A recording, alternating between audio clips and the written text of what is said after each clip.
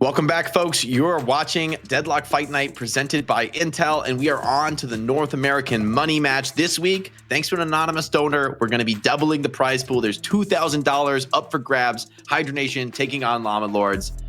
Jason, coming into this, I would have said Hydra Nation are the huge favorites, and I'd still say that now. I think this team is monstrous. I think they're top of NA. What do Larp Lords have to do to make this competitive? Oh, well, what do you have time for? How much time do you have till the match? No, looking back at last week's matches, Hydration, Leffa, you need to have some sort of response to them. You need to have a duo who's competent to go up against this duo and not let them just farm you. Then you also need to not let them get away with all these earned turn-ins. Like looking back again against Larp Lords, they just got like almost every single earned turn-in possible, and that gave them such a big lead that they already had a lead starting off with just the duo domination in that middle lane. I guess it was left lane that time they played in. So that's for me, that's like the two go-tos is stop their duo and don't let it get free earn turn-ins. All right, we got Leffa and Hydration to deal with. We got, those mid-game objectives. We can bring in our analyst, who's going to be ZP for this opening game of the money match. ZP, what's your perspective on this Larp Lords team? We just saw them play for almost an hour here in a real knockdown dragout. They managed to eke their way back into the game, managed to team fight incredibly well. In particular, what kind of heroes did you see out of them that you think Hydra Nation needs to address, or do they even need to be worried? Well, I think number one is you deal with the pocket, right? Because I think Larp Lords right now, they're a team that suffers from what I like to call NA deadlock syndrome, which is that they have players that look really good on specific heroes, but the depth is not there across the entire team the way it is in other teams in other regions, or a more complete NA team like Hydra Nation. Like Hydra Nation, they have the depth to where it's really hard to ban them out. Whereas you look at Larp Lords, I mean, look, straight up, you can do things like ban the pocket in the beginning and then probably deny naked the Sinclair, and already you've done like massive inroads into really weakening the options that Larp Lords is going to have. So for me, I think the challenge here for Larp Lords is, are they going to be able to function when Hydra Nation likely goes out of their way to target their comfort picks? And historically, that's been the strength for Hydra Nation. They have always been the more flexible team, the most flexible team in North America. They've always put their opponents on the back foot from the draft, from the very start of the game. Larp Lords, not showing the most hero diversity here in their player preference images, but of course, that doesn't mean much at all. I am curious to see what they've been working on, right? This is a team, they know they're going to go up against Hydra Nation, right? Coming to this tournament, expecting to compete, expecting to face off in the finals. They've had shots before, but they have to have come to this with preparation. They've been looking at their opponents. They've been coming here with a strategy. Question is there anything that they were able to hold out from that last match? Well, besides probably being like really wrecked, having to go 50 something minutes, our longest match we've had in DFN, I think for them, it's you just played this team last week. Like you have the data, you have the videos to look back on and the footage to really comb through and figure out what you can do differently. It's about them showing up with those changes and obviously looking for a better result, because last week it was quite abysmal. They were like low 20 minute games back to back against Hydra Nation, which they lost 2-0. I think again, balls in their court, as I said before when it came to like EU, but you have to figure out what you can do better against this team that's just dominating every other team in North America right now. Also, I mean, maybe this is me noticing it. It was probably like this earlier in the day, but did our backgrounds always move on the roster screen like that? I feel like that's gotten added within the last few shows. Like, it's got to be new, right? I'm just looking at the bird. I have no thoughts, no strong feelings one way or the other. But I like that there's a bird on the image. What I'm interested in though for this Larp Lords roster is like beyond the strategy, beyond the depth and the hero pools, just can they survive the lanes, right? Can they get the game to a point where you actually could take a team fight on equal footing? Because to be honest, I think if you Hydra Nation just rolls over you on the lanes and you're down 5-10K in the first 10-15 minutes, I think a team like Hydra Nation is just too good to let you back into the game, too good to let you, come back or have any chance to score an objective from there on out. You're not able to get flex slots early. So that's most of all what I want to see out of Larp Lords. I want to see that they can come out of these lanes at parity and just get some solid team fights, force Hydra Nation to be fighting as a full 6 and see how you can do in that environment. Because to be honest, those fights were incredibly drawn out in that last match. There was a lot of pressure on the team fight. But this Hydra Nation team, they're so experienced, a lot of competitive players who've been, playing the game, Deadlock itself, and others, of course, other big titles for a long time. Also, I think this may be on me. I don't think I relayed the message to production, but I think we have, unless something changed, I do believe we have a surprise this week. One that, Jake, you'll appreciate going back to the OW days, but I believe Rocker is unavailable this week, so they brought in the big guns. That's right. I think Buds is in on the substitution this week for Hydra Nation. I'm like 90% sure that's still true. That's what I heard in the lead up to it. Yeah. All right. Well, we'll have to see who Buds loads into the game, because Buds is a player. I think he plays under car battery, right? In Deadlock, if you see him on the ladder or streaming.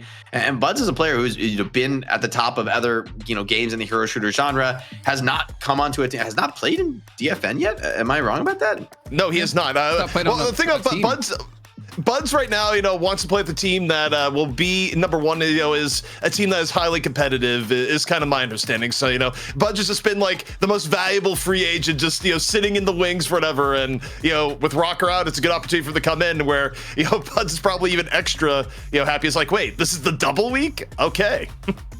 Well, it's a good time to come in. If he wants to only play for the best team, when Hydra Nation was making these roster swaps, why didn't they just pick him up? I have no idea what all went around that. I mean, maybe they didn't initially offer. Maybe there's something going on. I have no idea. But the point is, we get to enjoy some Buds here tonight, in all likelihood. So I'm still excited for it. Well, in order to get into the game first, we've got to run the draft. So let's check it out. Let's see what the teams are going to go for in this crucial opening match of this best of three. $2,000 on the line here. Crown of North America. I mean, arguably the most stakes we've ever had. Not arguably, the most stakes we've ever had in Deadlock Fight Night, especially for this Hydra Nation team who's, come in off the back of a few changes, has looked as good as they've ever been. Now wanting to repeat that under a little bit more pressure, I think they can still do it. I think also, I just love the entire... Jason, I love the entire part where Calxus losing his mind chat being like, why am I on Ivy? And it's just like, well, your main hero was Ivy for one moment, and maybe we're just going to lock you into that forever. Honestly, I'm okay with it, but sorry. Jason, go ahead. No, I'm always going to see Calc as Shiv after those huge games he put up on the Shiv where he had those monster carry rolls coming out. Those were super memorable for me. I think Abrams maybe more realistically is most played now for Hydra Nation. And it is, as you called it, DP, the opening pocket respect ban. Puts the ball in Larp Lords court. It's not really a meta first ban, so arguably this gives Larp Lords a bit of a draft advantage. The question is, do you actually have the hero pool depth to take advantage of that? Does Do have the comfort and skill on other heroes besides the pocket to still deliver that MVP performance that we got from him in the Challenger match? Yeah, that's the point, is can he play another hero to that same level that they need to carry through into these matches? And can it be something that they're comfortable in early game as well? You have to really deal. I'm gonna keep saying it until we stop having to see it, is that Hydration left a combo. And I would expect to see Mo and Krill would be another pick that Hydration particularly will be going for, because it seems to be something he loves to play. Also Calico for Leffa is something we've seen quite a few times. But Leffa, actually, to be fair, since the first iteration of Hydra Nation, we finally started to see him flex onto many different heroes, which we didn't see previously, because there's normally an Infernus player for Hydra Nation back then. Well, on that note, Jason, I would love to see Mo and Krill get taken by Larp Lords in the next two picks, because you don't want to give Hydration, Mo and Krill to run in mid lane with Leffa, which have been so effective. And they do it! They do it! Thank God! Okay, they actually go in and they do that, which I think this is good, because Hydration has just been backing Leffa up with Mo and Krill for several weeks now. Please, just put an end to it.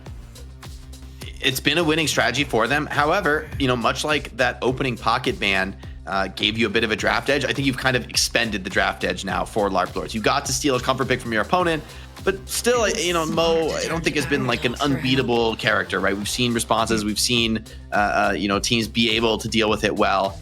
I'm just curious to see what else Hydration is going to be playing, because I think he's pretty much only been playing Mo in recent memory. I mean, it's been so dominant for them. Why change?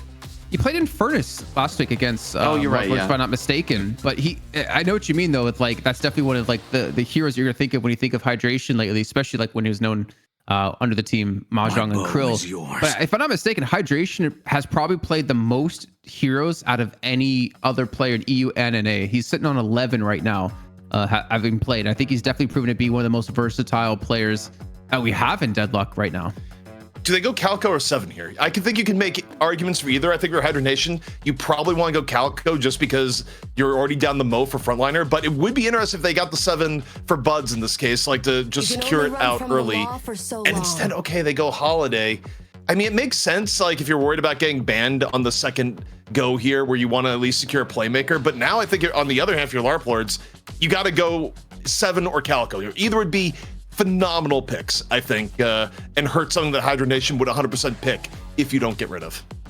I'd rather see the Calico. I think 7 doesn't have the best matchups in the Great Talon or Mirage. You know, like being basically stationary. Also, Holiday can grab you out of the ulti. So I think Hydra Nation's draft is just kind of hard to pick 7 into, at least as like a prio phase. It is going to be the Calico, which I quite like for Larp Lords. I mean, laning wise, they have very, very oppressive laners so far. I mean, Paradox not necessarily the most dominant laner, but Mokrill, Calico are 2 of the best we have in the patch right now. See what Larp Lords don't want to deal with. Maybe like a Viscus. Is that so crazy to ban out here? Maybe too crazy. Oh, I'm a genius. I mean, Viscus has been going up in the tier list. I think it's a really solid answer to both the hard initiation from Paradox, from the combo from Mokrill. The stuns are really nice to have against all these frontliners, so I think it's wise to get rid of it. ZP, let me ask you a question, because you kind of talked about it a little bit. When I think Buds, I think of Infernus. What other heroes can we expect him to play? Because you mentioned 7. Yeah, I mean, typically, I think in this sort of setup, you would expect Buds to be playing like mostly hard carry heroes effectively. So it would be in the realm of, you'd see Infernus, Wraith, 7 would be kind of more what I expect to see Buds on. I mean, Buds can also play finesse stuff in the realm of like, you know, a Paradox or Holiday if necessary. I mean, he's a generally talented player that like can go more versatile. I would just say that of all things, you definitely wouldn't see him on a frontliner. Like, I don't think he would be playing frontline under any circumstance here. But, you know, if they pick up a 7 or an Infernus in the next few picks, well, it won't be Infernus because Larp Lord just got it. If the 7 comes in, I would guess Buds would probably be on it, or, you know, Wraith if it goes a little bit that late. Hydra Nation, balls in their court as far as what they're going to pick. There's also something like a Kelvin could think about here.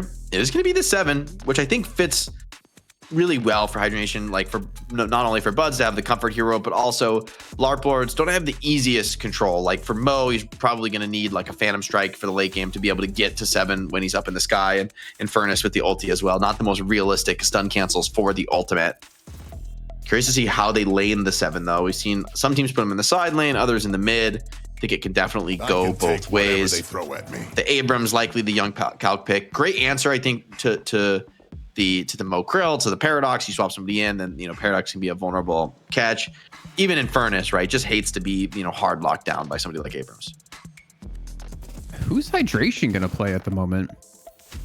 I think the next hero that they pick, because I don't think any of these, but that's also a great spot to be for Hydration, because it's honestly like, even if you get some picks taken away, who cares? Hydration can play anything. Like he'll be fine. Is he gonna Warden? I have an idea.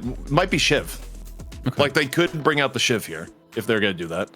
I mean, Kelvin is technically still available too, and it's NA. I mean, that's kind of going into the really deep Hydration deep lore, but there was a world where, you know, he would play Kelvin at least back on streams and that sort of stuff. But all right, low key, am I crazy to say I could see the Warden in this game for Hydra Nation? Like an adventure. Okay, and Larp Lords grabbed the Kelvin as well, which I mean, look at this Larp Lords comp. This is really sick.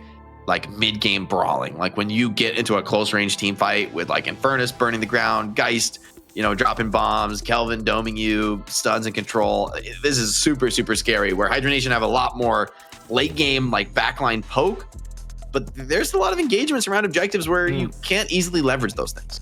What's good to lane with Leffa here is I think what you have to ask yourself. Oh, it's the legend pick. Wait, this is actually a god pick too. This is so sick. This is so sick because just as I said, that Larp Lord's so heavy on the close range brawling, and now you've got Dynamo, and Dynamo has a couple nice, right? Like you can save people out of the Kelvin ulti. It's like one of the, I think this is the only thing in the game that can do that. With the Quantum Entanglement, can pull people out of the Kelvin ult, and you could pop the black hole like through the walls of the Kelvin ult. So like this is actually a really sick pick from Hydra Nation. I wasn't sure they were going to close this out, and this is a masterful choice. Also, again, who plays what? I think it actually might be Hydration on the Dynamo here. Because he's played it before, and he plays like a carry. It's in his pool. It is literally in his pool. I mean, again, you have to go a little bit back into the deep lore. It's not as, you know, recent as you know, Listic knocking people into the air, so to speak, builds. But You know, we've hit interesting times here, Jason. I remember though that week Hydration played the knockup build. He brought it. He was like kept ulting a warden. The old warden could never get his ulti off. He just kept getting black holed at close range. Do you want me to tell you which DFN that was actually, if you give me a second? I'm gonna guess 14. No. Close. You have a guess, 13. CP? I mean, honestly, I it would have been guess. 14 for me too. So I'm not gonna do the prices right. They'd be like, but 15, you know. It was 12 actually. They played against melee creeps. Was that their last win of the win streak? I think so, yeah. Wow. Okay. Well, they're going back to the essentials here for Hydra Nation. And I like what they've got cooking here. I mean, it's a little finicky, right? Like I think Larp Lords have a much more straightforward draft. When we talked about coming out of the laning phase strong and with an advantage, I think Larp Lords, I think they have better laners, frankly. For Hydra Nation, they're so good and they're so, you know, consistently dominant in NA. I feel like it's a little crazy to bet against them. And I think especially with that Dynamo finisher, if we get to like a stable late game, I really give them the edge in those big team fights. So yeah, I mean, but it's going to be Dynamo and Mirage together. It's going to be, I would assume, left on Mirage. I don't know how I feel about that combo necessarily. I mean, you have the tornado into a knockup or vice versa. Like that is a lot of control. Could be left on the GT. Is that ever the pick? Yeah, no, I think it actually could be left on GT here too. I think. Yeah. Also, I'm curious who Bud's gonna play. Like, it could be Bud's on the Holiday too, because Bud's has had Holiday in his hero pool. Because I'm trying to think who's playing what, right? And I feel like Flick on Holiday. Flick Holiday, Bud's on 7. Yeah. Lefa on Great Talon. Rocane on Mirage, maybe? Yeah, Rocane like, on Rocane Mirage. has also played a lot of 7 too. And Hydration on. Wait.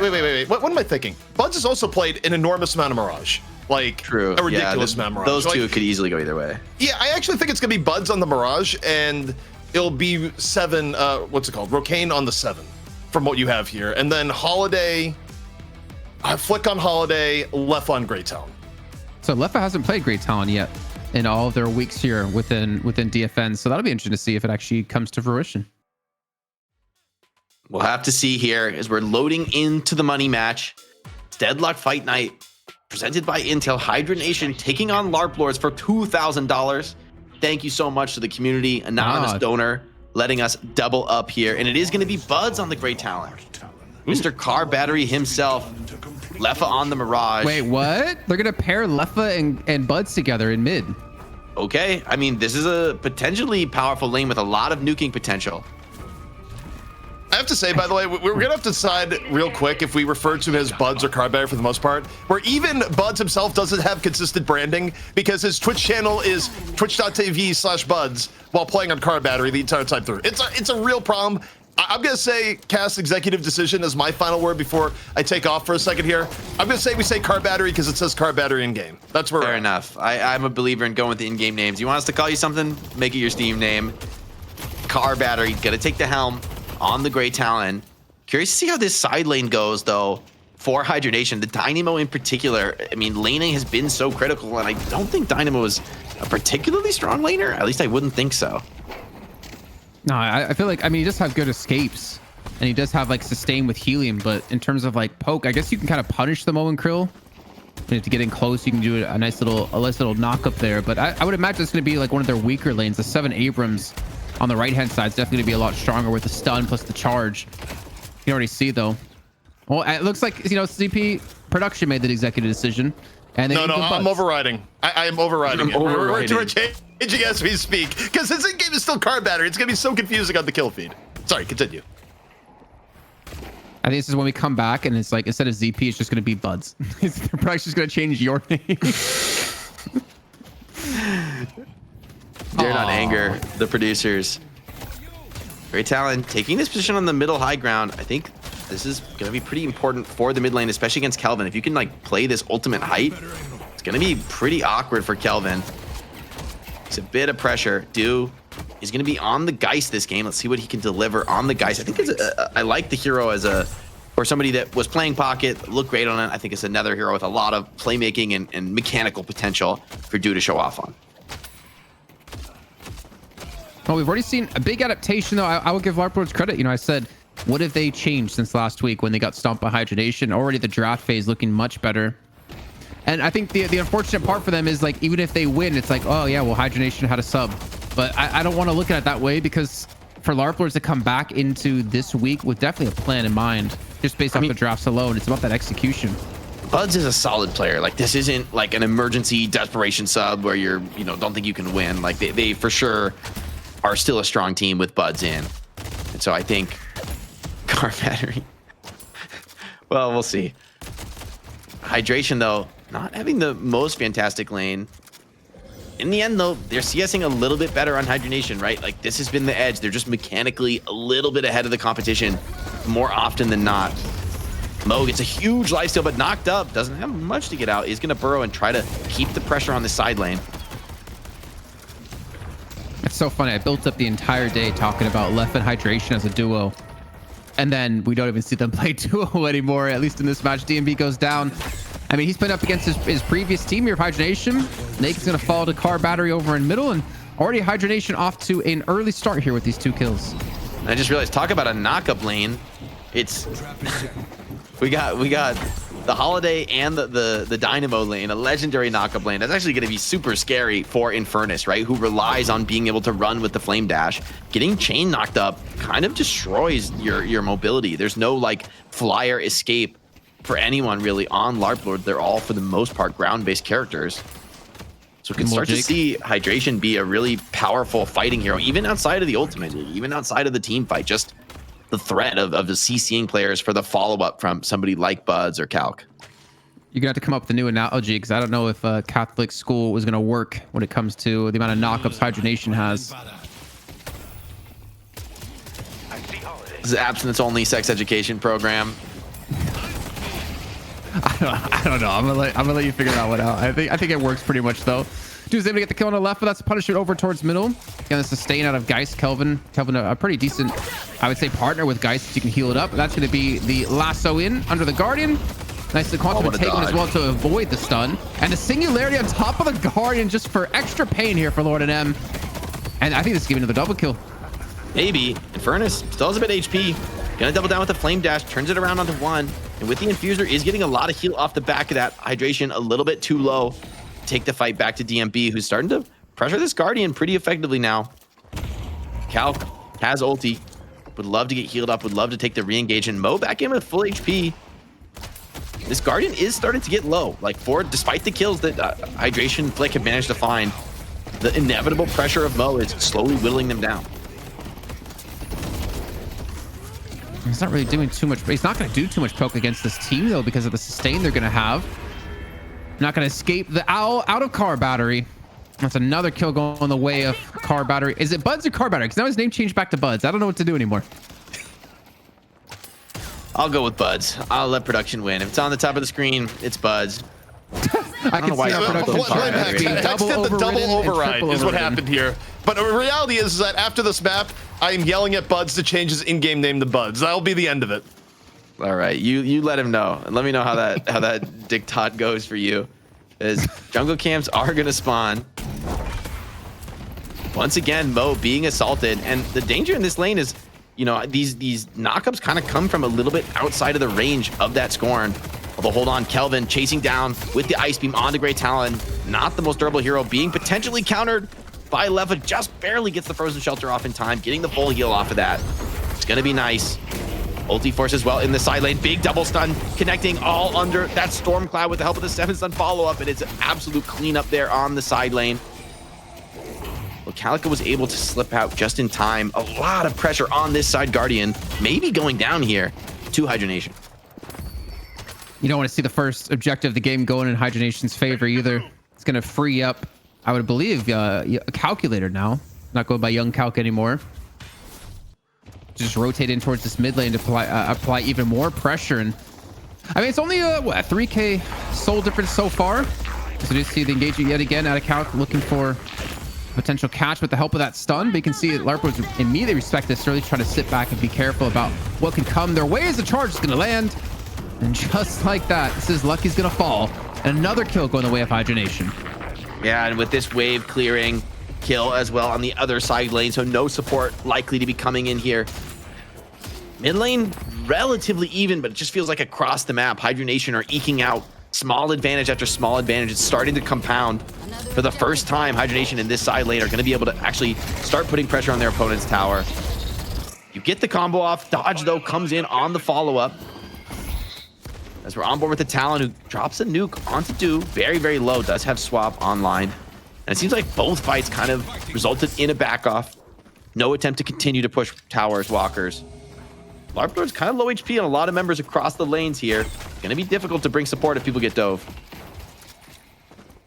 Man, just the raw poke you're going to have in this mid lane with the Mirage and the Great Talon. As we heard before, right? The Great Talon paired with the Mirage paired with the Mo and Krill out of Xenon, talking about how strong it can be in this lane. Oh, we saw that. So can Great Talon. Lord NM caught on the cam, missing the Gamba. Gank comes in, though, from the 7, who's rotating into that side lane. At the same time, though, mid lane is just getting crushed by Hydra Nation. Leffa and Buds starting to edge a real difference here in the side lane. 7 going back, just continuing to pressure his own lane. And mid Guardian opens up first for Hydra Nation. Not to mention a flex slot. That's going to be 2 objectives taken now for Hydra Nation. DMB's just going to take a ride with the bounce pads. Looks like another kill's going to come through. A scout's going to fall. And this is, and I hate to say it, this is kind of what I was talking about before, is that Hydra Nation doesn't matter when you get to the mid game because their early game is so strong. Like mechanically, individually, they're so damn good that they can create such a big lead against you that it's very hard to come back from. So Al's going to come in over the top. It's not going to connect, it looks like, though, but they're going to back away after already taking that Guardian, and they're going to look for a push into the left lane. Big trouble in the side lane. Singularity's online. Hydration feigning weakness right now, but the rest of the team coming in right behind. That combo is ill-fated there for Larp Lords. The rest of the squad coming in. Calc trying to get in, trying to catch potentially on this Infernus, caught on the zip line for a moment. Infernus may have slipped away, but Flick still on the case, still chasing that down. Doesn't want to let him get out for free. Oh, and it wisely predicts the high, doesn't chase him up the zip. Outplayed there by Flick. And another Guardian down. And potentially some more kills. Hydration's just going to climb away from this one, look to retreat back over towards his teammates. You see Scout just trying to run away for his dear life. Luckily for him, there's no stun. Gonna lock him down. And Hydra Nation was used there. So at least Hydra Nation not getting too much value out of that. But I mean, the lead is opening up. 8K now. Yeah, that's a lot of souls. Only 10 minutes in. To be fair, it's a lot less than it was last time they met. I think it was 10K at 7 minutes, if I'm not mistaken. Okay, Spirit buff on Great Talon is kind of a go sign for a fight right now. Ern's going to be coming over from Hydration. At the same time, the TP comes in from Calc. So we are going to very likely see a brawl here for this Ern turn in. And I think Hydra Nation are quite strong. If they bring numbers this engagement, they're in a great spot. TPing as well on the Holiday, not leaving anybody out to dry. It's only Leffa on the Mirage, but of course he's always able to be there, always able to participate in the fight if he needs. And it's just a free turn in there for Hydra Nation, continuing to expand the lead. Remember what you asked me at the start of the series? Like, what are some of the things that Larp Lords need to do differently? I said, control Hydration and Leffa in a lane. Obviously now it's Buds. And don't let them get free Earn turn-ins. And that's the first one of the game already now done. And I would imagine that Hydra Nation's definitely going to put emphasis on the second one as well to continue to build up that lead up to 10K now, 11 minutes in. And we're going to start to hit stat check territory. Is that bullet lifesteal on Young Calc? Yeah, I think it's as well. I think it's pretty decent. I mean, Infuser is just a broken 500 cost item, especially if you don't have a high premium on soul slots. But Abrams is a pretty sick amount of bullet damage. He's also maxing charge, so he's going to go for like the more bullet damage heavy Abrams build, which I kind of like because think about it. It's like you've got Great Talon, you've got 7, you've got, I mean, pretty much the rest of your team is going to be more heavily Spirit focused. And while I think Spirit Abrams has grown a bit in popularity, Bullet Abrams is still very viable. And I think it mitigates some of the threat of the enemy team just stacking Spirit armors. I mean, he's going to hurt, especially if you catch multiple people to Singularity. Like, people are just going to fall over, let alone having Rocane with the Power Surge and the charge shots out of Buds. It's going to be tough. And Larp Lords, I feel like you can't really afford to group up and fight, and you need to kind of use this Mo and Krill right now to actually create some sort of gap closing potential in the soul difference. But because they only have the one Guardian, they don't have a flex slot, and they're kind of being locked into their lanes, they can't really create these opportunities, and it looks like a lot like EU with these Mo and Krills. Leffa TPing right into the next engagement. They're on the mid lane. Catch comes in from Flick, hits the knockup onto Paradox, and it should be an easy cleanup. She's juking on the barrels. Hold on, though. Dude coming in to bail out his teammate. Larp Lords not giving up anything for free, though. Despite the lead for Hydra Nation, they're still fighting this. They're still keeping this in contest. DMB, though, potentially being caught.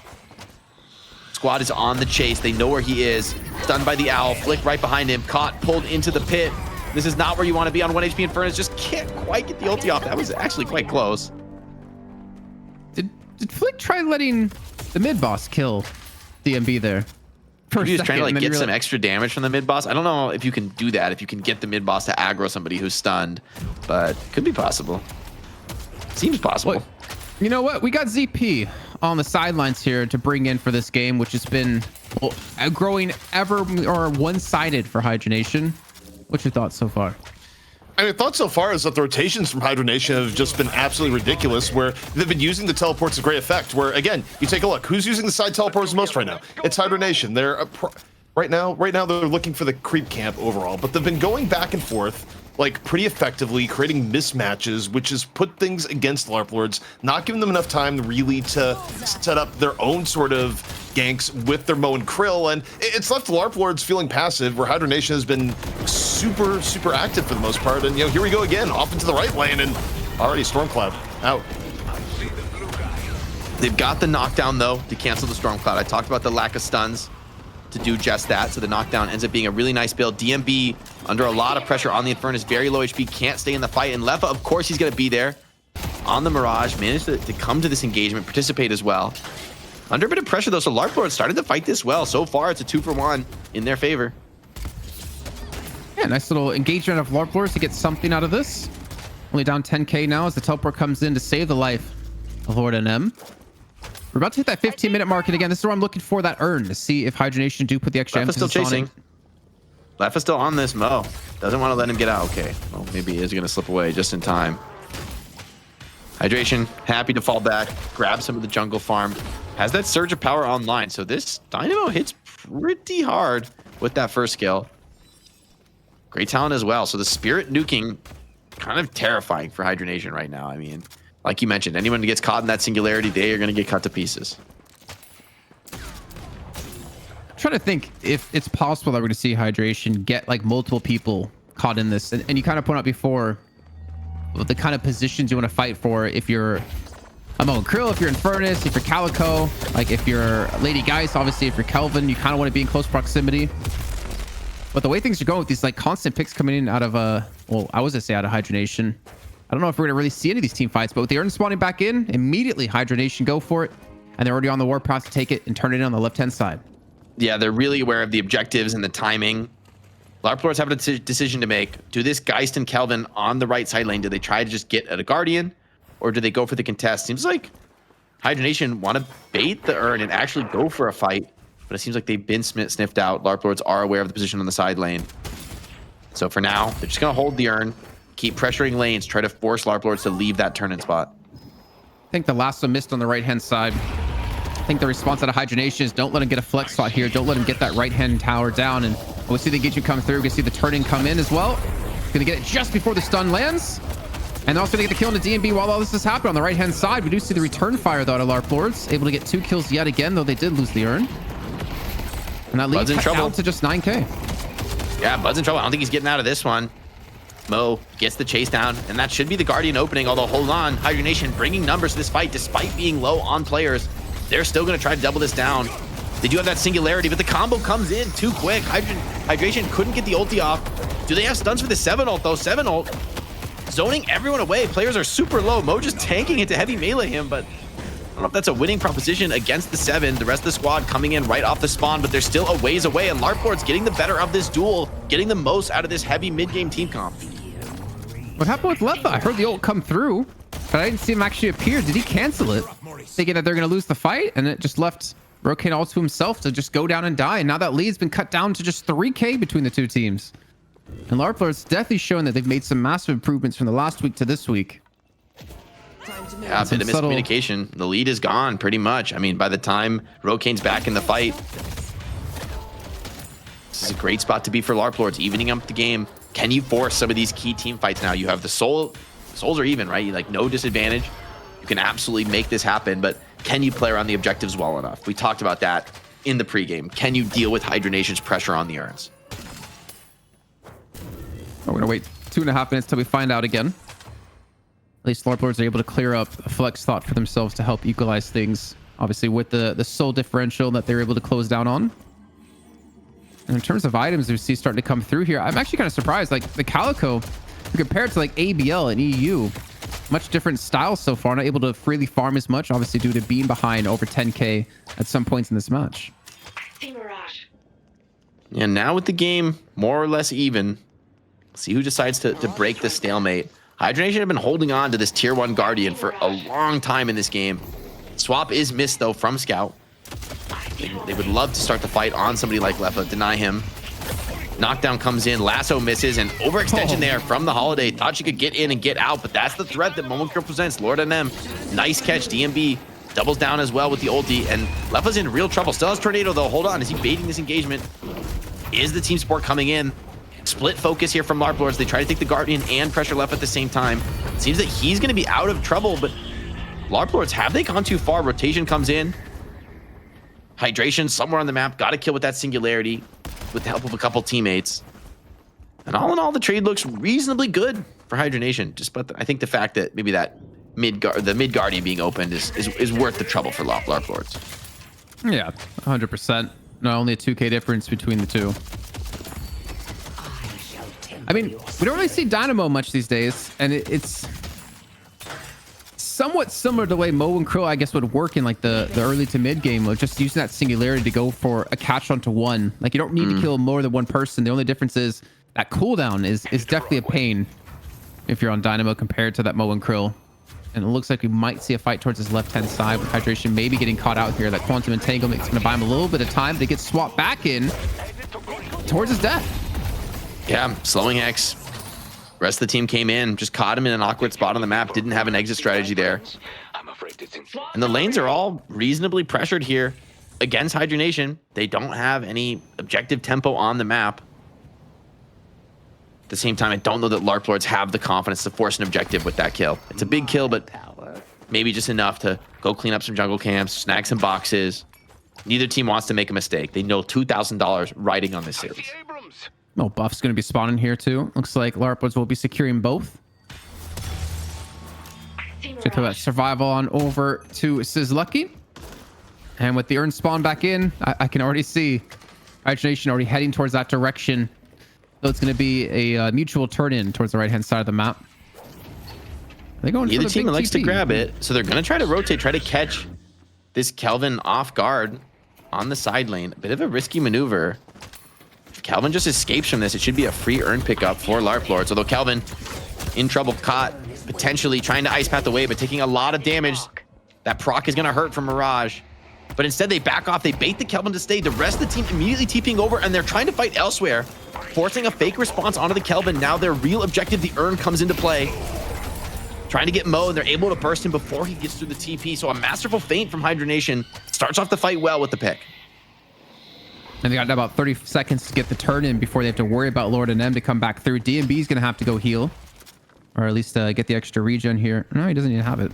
Have to use maybe that infuser instead. Actually, the call's going to be made for mid boss.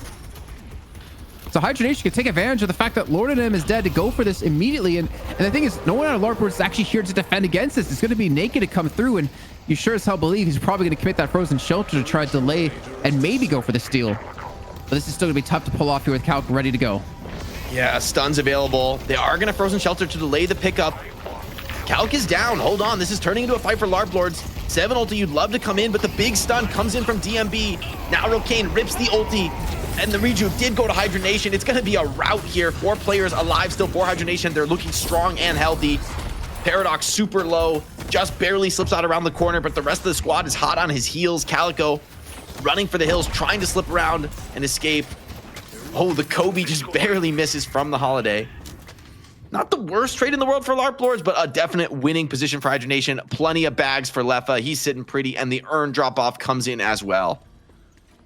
Yeah, kind of hard to steal the reju when you have a singularity just like holding everyone there and preventing anyone from meleeing it. Something we don't really get to see often, considering we don't really see Dynamo anymore these days. That's another Urn turn in. And it's going to be Buzz getting caught here. And the Great Talon will fall. But anyways, he's going to have the quick respawn. So it's not that big of a deal. And Hydration, sporting about an AK lead now as they look to force a fight, maybe looking for their first walker of the game. Yeah, we talked about those big ultis, the threat from Hydra Nation when they all come together. 7 ulti zoning you away, the Abrams ulti potentially threatening the stuns as well with the Dynamo follow-up. So hard to steal a rejuve. Now it's Hydra Nation stealing some jungle camps here. Gonna be pretty happy to get anything they can from their opponent's side of the map. But Larp Lords won't get up for free, wisely defending their camps.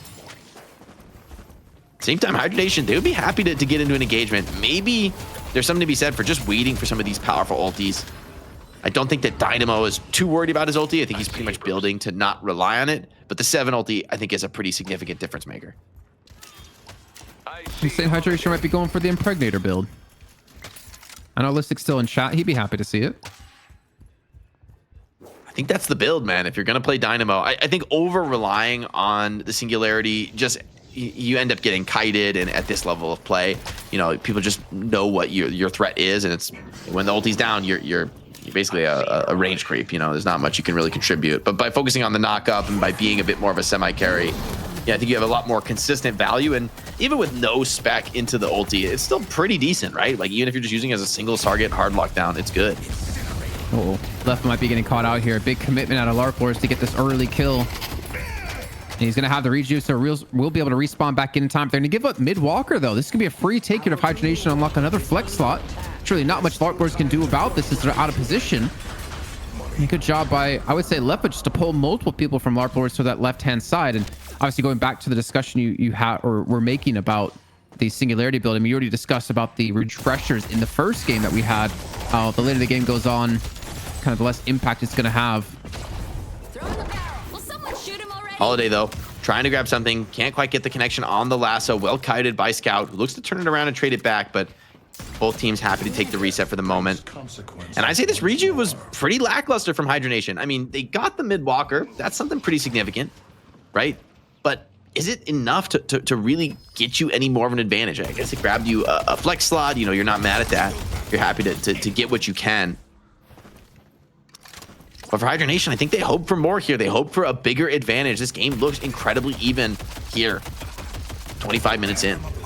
Yeah, I would have thought after taking, was it like 4 kills with the Rejuvenator, they would have been able to get quite a bit more when it came to the objective game. But maybe we can bring in ZP here in a second as we do obviously look towards this left-hand side as looks like maybe being the next point of contention as they're in half spawn on the right-hand side. And ZP, I mean, Larp Lords, you know, as Dan's talking about, were they trolling last week? Because they're looking like a completely different team here this week. Well, they picked McGinnis in the final map, so the answer is yes. But in terms of what's going on right now, they've been playing around the Mo and Krill really, really well. I mean, everything that's been going well for Larp Lords, it's been off the back of rotating around with Lord NM and getting like maximum value off Mo and Krill combos. So the Larp Lords rotations and just making the most of what they have to get pickoffs and set up advantageous situations has been really good once they found their footing into the middle game. And yeah, you know, the mid-boss fight didn't go super well, but we got another fight on the way. We'll see how this one turns out.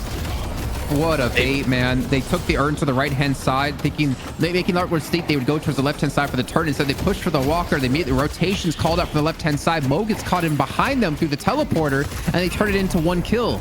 Now 2 kills. A fantastic call by Hydra Nation. And without the Mo, there's no knockdown. That's the one who built the knockdown for the 7. Dew still has the ulti. So Rokane, Flick rather, slowing it down. This is going to be a walker grab. Calc going past walker as well, looking for a potential catch on that Lady Geist. Stun already down though from the 7 debuff remover. Perfect tool for the job. It is going to get Dew out of trouble here.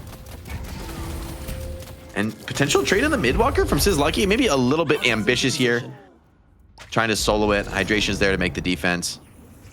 Across the map though, that's a really nice fight for Hydra Nation. They're a little bit low. May need to reset their HP, but I mean, Lefa is running urns today, man. This guy, you've changed, Lefa. There was a time this man would never touch the urn. Yeah, I think that was when he got dropped and he had to go play in EU. He's like, I'm sorry, I'll never do that again. I'll get the urn. I'll do the urn. That's the punishment to rejoin the team. You have to be the urn runner for him. This heal is sick from Hydration. Wow, that's like a full heal. I think it was 1K I saw. Yeah, that was better than I thought it was. I wonder if Hydration is speccing it all into the heals to be that, you know, assist in the team fight. I mean, maybe we could check him out and actually see what he's been leveling here whenever we have time. I will say, when we get to like the Giga late game, I am worried for Larp Lords. I don't think that's coming yet. But if this is like last game and we go to 300K, I think the all-in focus on like the mid-game brawling that their comp has does have drawbacks. And I think, you know, when somebody like Hydration not only has the damage build that lets him farm, but also, you know, gets the extended reach and refresher and has like singularity. I mean, the game just is going to be so challenging for Larp Lords to fight.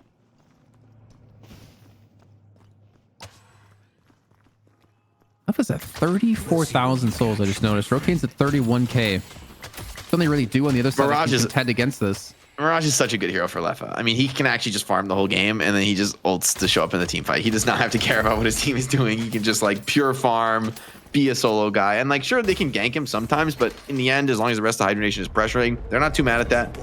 And I think Hydra Nation also very much knows that like Larp Lords wants to force pickoffs, they wants to group up, and the split farming is going to slowly accrue an advantage. Nice E shift though. Potentially an escape here. This is turning into a very deep dive for Larp Lords. They need to get kills quickly.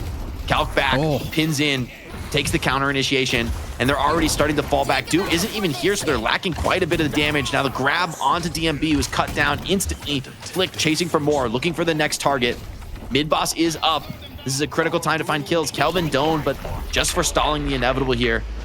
Hydra Nation running him down, and it's perfect right on the way to mid boss. Should be an instant drop and a take in the mid.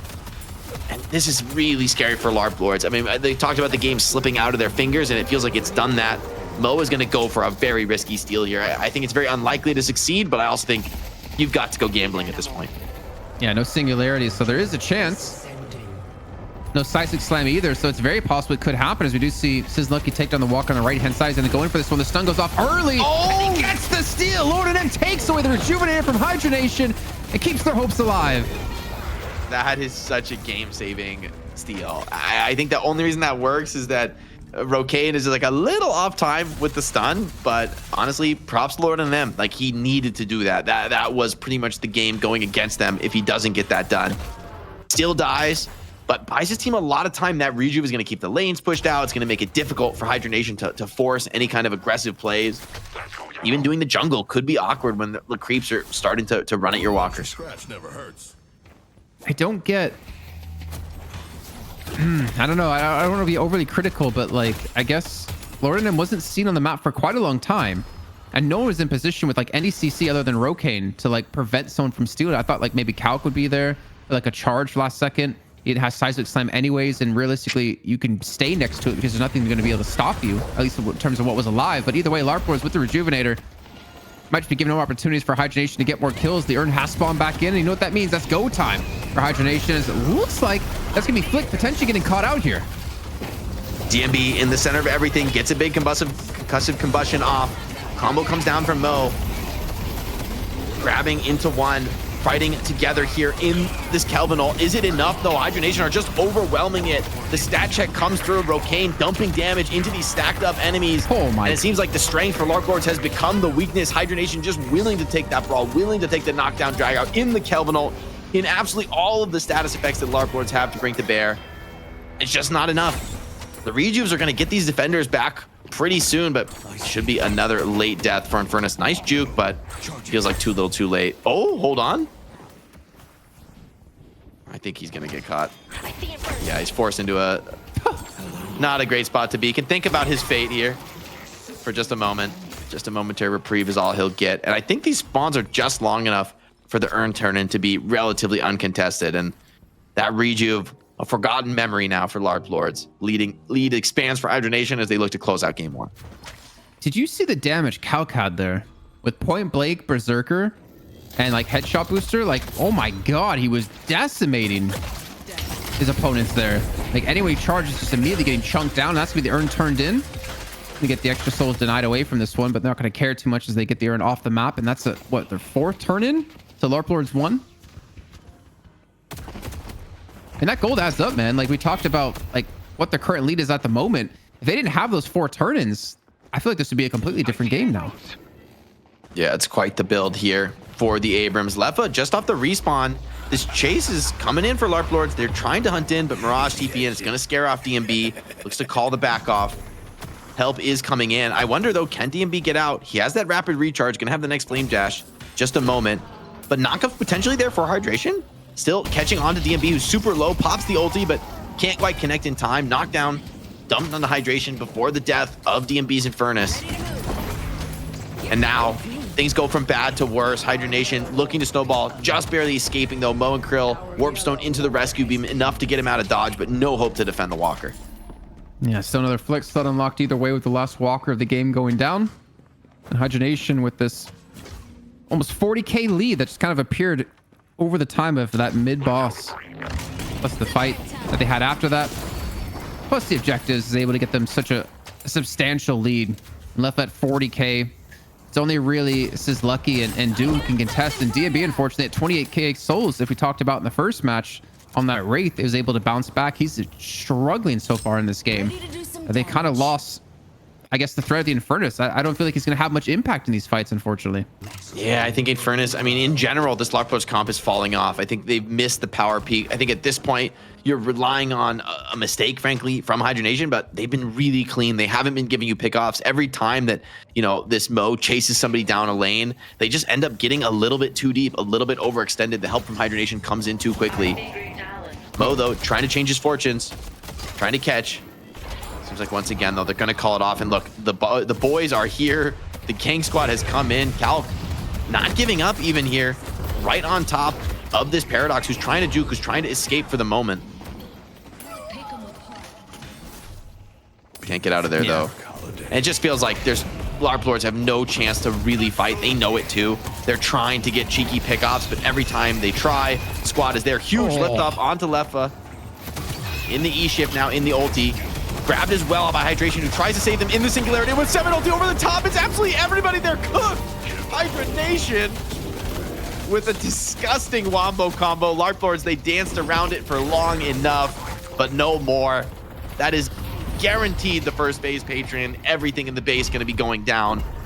Larp Lords may get some kind of a team fight off of this patron, but I mean, I'm not even sure about that. I think there's a chance that Hydra Nation could just full int the patron down quick enough.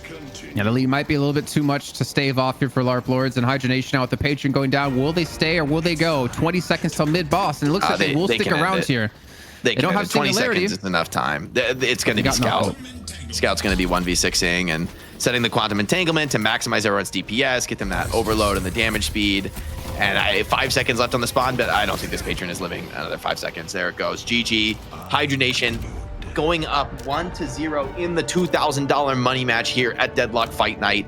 It was well fought by Larp Lords. The early, the mid game, their comp, it looked good. It looked competitive and decent. But in the end, the raw skill, the team play from Hydra Nation came to fruition. And the late game draft, they were able to get there.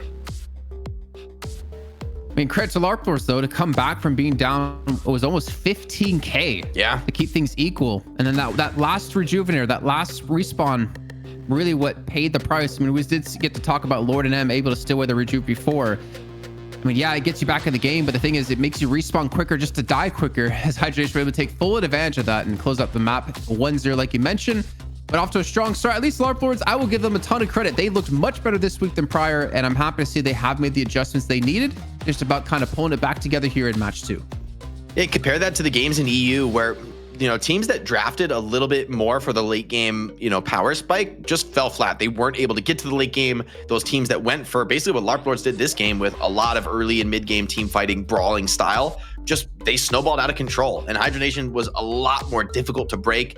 You know, when people were getting chased down the lanes on Mo and Krill, always, I think, you know, players like Leffa were just so good at making the absolute maximum amount of time. Never just comboed immediately for free. Always getting the tornado off, always getting the E-shift off. You know, the rest of the team rotating immediately when they start that chase and being able to get there and turn those team fights around. And of course, a beautiful wombo combo. We finally got it. The singularity into 7 ulti, into Abrams just mowing you down. Dream scenario there for Hydra Nation to close out the game.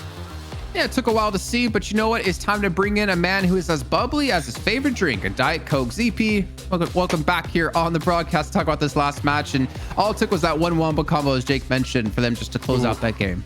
Yeah, I mean, that was, everyone was talking about, it's like, oh, Dynamo with the knockup build. You should have been worried about the final, like, Dynamo suck in at the very end where you just pick up everyone. It's like, oh, yeah, Dynamo, you can do that. But really, the groundwork for that was really laid quite a bit earlier in the game, right? As we look at some of the highlights here, I think you really got to shout out Calc, where Calc had standout moments that really helped keep Hydra Nation in the game when there are moments where it felt like Lord NM was going to be the spearhead that brought Larp Lords over the top. Because, in the highlights, we're looking at more the Hydra Nation side, where you get this moment here where Inferno just gets pummeled by the mid-boss while getting lassoed. But look, there was a period of time around this point in the game, in the mid-game, where Lord NM was just the crux of so many plays happening. Larp Lords were backing up with like 2 or 3 people, the rotations were on point, and it was pick-off after pick-off coming on in, and it very nearly got completely out of hand. Hydra Nation, though, was able to hold in there. And also, by the way, in terms of like Lord NM's heroic efforts, while it didn't mean too much in the end, that steal was ridiculous. And yeah, a little bit of that was because I think the parry was a little bit late for Calc in that case. Like, Calc was not directly on top of the rejuve for the parry. The fact that Lord NM had timing and setup that was good enough to even get the steal in that situation is still super, super commendable. So for me, the one thing that this tells me is that going into the next map, I think Mo and Krill is still going to be a super contested pick because it was the best looking part for Larp Lords, and it's something that Hydra Nation usually likes running all the time too. Yeah, I think also this Dynamo pick really adds a new dimension into the game where, like in the EU, we saw people drafting essentially exactly what Larp Lords drafted. Like more or less, maybe all 6 of the same heroes I wouldn't have been surprised to see in one of those EU games and to see them look really effective for a team like OneWin. But the Dynamo is sort of a uniquely super strong counter to that style. If you're going to overwhelm us with close range and stacked up team fighting, not only does a singularity punish that, but also the knockups are incredibly annoying when you're getting CC and all these heroes that want to be high mobility, that want to be running you down and staying as a death ball. It just makes that really difficult and awkward to do. A similar story with the great talent, right? All these AoE nukes coming down from buds. Look at the player damage difference here between these two teams, though. That is nutty. Yeah, that's pretty stark. 5 players on 30K or above, 2 players above 40K. On the other side, the highest you have is 27,000 out of due. Like, that's so one-sided that honestly the game felt a lot closer than it looks like the player damage numbers are showing us. I would also say to that note, I mean, I think you kind of see here some of the illustration of why Kelvin has fallen off a bit in popularity relative to what other comps people have been running, where, it's been high tempo, early lane focused. And while that is like a lot of healing coming out from your Kelvin, at the end of it, you look at the damage contribution, and when the entire other team is putting up 30K plus on everyone just about, and then you look at Kelvin on the other side and you're putting up like 6K, it's a little bit tough with how high impact some of the fights have been. So it kind of maybe adds another piece of info as to like why maybe you've been seeing less of focus on characters like Kelvin, in recent times. Yeah, for Larp Lords draft, they're also playing a little bit more on the healing front and trying to like sustain and just focus fire rather than any one individual doing crazy damage. But Hydra Nation, we know them. We've come to love them for their focus on their individual play and how just talented they all are. The plays we get to watch when these guys are on screen. So it's definitely a big game one for them. They get the win here, playing for $2,000. Thanks, of course, to that community contribution. This is an interesting one. I mean, what do you guys think? Do you guys think there's much chance for Larp Lords to turn it around? While this was competitive game one, I feel that they're gonna need to make some changes to be able to take on Hydra Nation. Maybe bring something new. I felt like Hydra Nation was ready for this deathball style. Go ahead, Z. I think. Yeah, I mean, as I look at it here, I think the thing that they probably need to look at is more so how can they keep some of the core that worked while maintaining a good late game, right? Is that I think ideally they don't end up with Infernus as their go-to for an end game plan here. I mean, DMB is like okay on Infernus, but I think ideally if they could get the 7, because I do think in this game alone, if you shift the draft up, right, and it's Rocane on the Infernus, DMB on the 7, I actually think things potentially go a completely different way in the end, just because I think it would have been a way better ramp for Larp Lords off of the mid game with the Moan Krill. However, in the same though, if you're Hydra Nation, I think you do everything in your power to try and not give up the the Mo, although that may be difficult if you're also trying to deny Do the pocket, right? So, maybe if you're Hydra Nation, you're okay dealing with the Lord NM Mo here, just because it still means that you don't have to deal with the Do pocket. So you can't get everything you want per se. And, for Hydra Nation, given that they won map 1, they still might just be okay just running the same draft back again, or, very similar if it comes down to it. I think they're going to feel really good about Leffa on Mirage. I think that's a great player-hero combo, with how good he is as an individual with the farming patterns, the ability to constantly be in all the team fights. I think it's a great match for them. I'm curious to see what we see Buds on next game. Didn't have the best game on the Great Talon, but honestly, for the most part, was just ulting and like chasing down kills, setting up opportunities or getting finishers, still getting the job done on Great Talon. And especially against such a grouped up death ball style, can be pretty awkward to play Talon when you're getting run down like that. But of course, that was only game 1. There's still an opportunity here for Larp Lords to make the reverse sweep, and with $2,000 on the line, they're not going to go down easy. This is Deadlock Fight Night presented by Intel, and on the other side of the break, we'll have what will potentially be the last map, potentially the start of something new for Larp Lords. We have to see, so stick with us. Welcome back, everybody, to Deadlock Fight Night, brought to you by Intel. I'm Jake. I'm here with Jason, and we're going to what could be the final match. Hydra Nation up 1-0. This $2,000 money match for NA. I've seen him close out a lot of these times before, Jason. I'm a little worried for Larp Lords.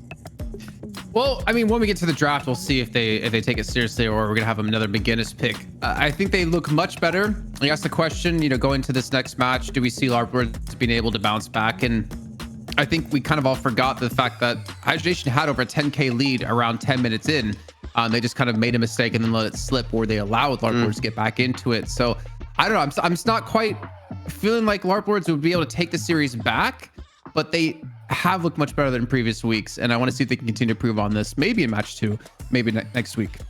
It's fair. It was competitive. Maybe they got caught off guard a bit by the off-meta picks. That's been always a challenge playing against Hydra Nation, that they're willing to bring out pocket picks because they're not cheese. Like, they're just actually really good at those heroes as well, somehow, despite being pretty much untouched in the metagame. Hydration just has the confidence to bring out a Dynamo there and deal with your heavy frontline competence. It's a fair point. I mean, there was a moment there where Larp Lords kind of retook control of the series. Felt like there was a chance for them to equalize or even eke out a small lead.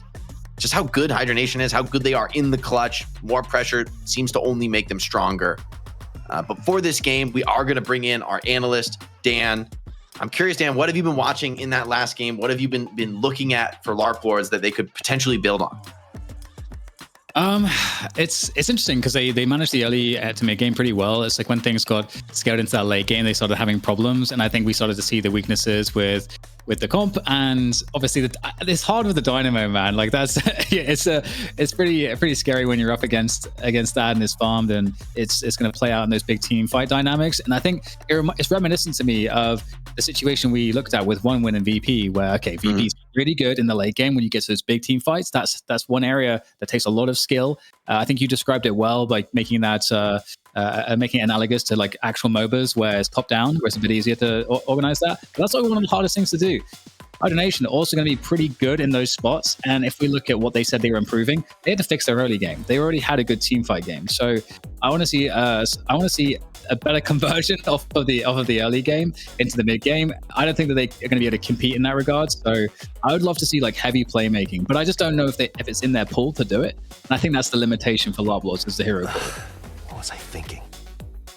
Another pocket respect ban for Do. I mean, I think Do just did too much in that challenger match. Like, you're not going to get to play pocket the rest of the day, especially against a squad like Hydra Nation that isn't too reliant on their bans. I feel like they can always throw their bans at like whatever your strongest tool is. They're just going to ban it away because they're kind of down for the game to go any which way as far as the draft.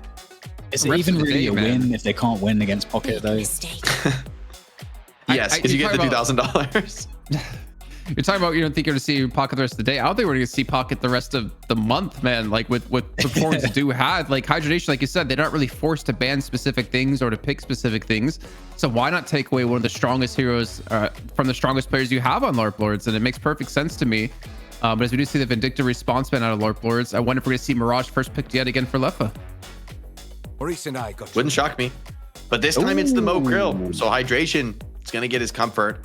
That does give up some pretty high prio options to Larp Lords. Like, you could go Mirage and Holiday or something. It's kind of wild. Or Calico, some of these really dominant options. At the same time, I feel like this Mo was kind of central to Larp Lord's success. Like a lot of their comeback potential in that last game came from Mo starting with like a big combo catch, somebody bursted and nuked down, and then just sort of like turning that into an advantage somewhere else on the map next. But so far, no one has beaten the Hydration Mo, like just dominating you in the lane, especially, you know, comboed with Leffa in the mid. It looks really strong.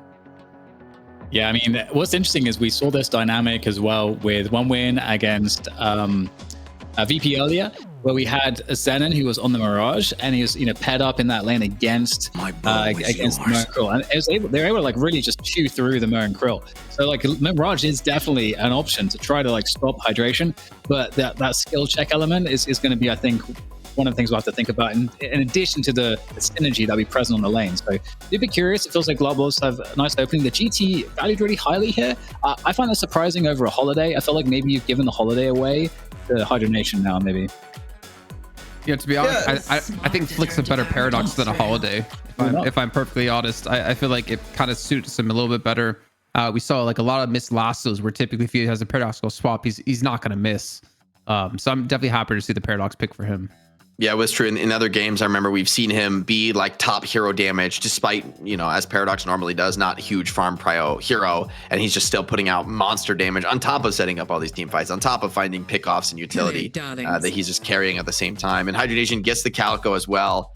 Is this just a complete reversal of the first game draft? Am I crazy? Is this exactly, weren't these the first three for Larp Lords in the last game? I feel like maybe, yeah, we had confirmation from producer Solomon there. Hold on, let it give us a shot. Well, let's see how we play the death ball combos. What Hydra Nation are saying with this. Yamato. You can only run from the law. Okay, makes sense. I feel like if you're Hydra Nation, you want to ban maybe Yamato here. I don't know, like, again, I'm not super familiar with like the diversity of the hero pools here for Larp Lords, but like they've taken away the pocket. They've picked up the Calico. I feel like leaning more into the playmaking is going to be better for Larp Lords for a stronger early game and for a stronger mid game conversion. And so that's why I would like to see the Yamato ban, because I think it'd be a great pickup for Larp Lords.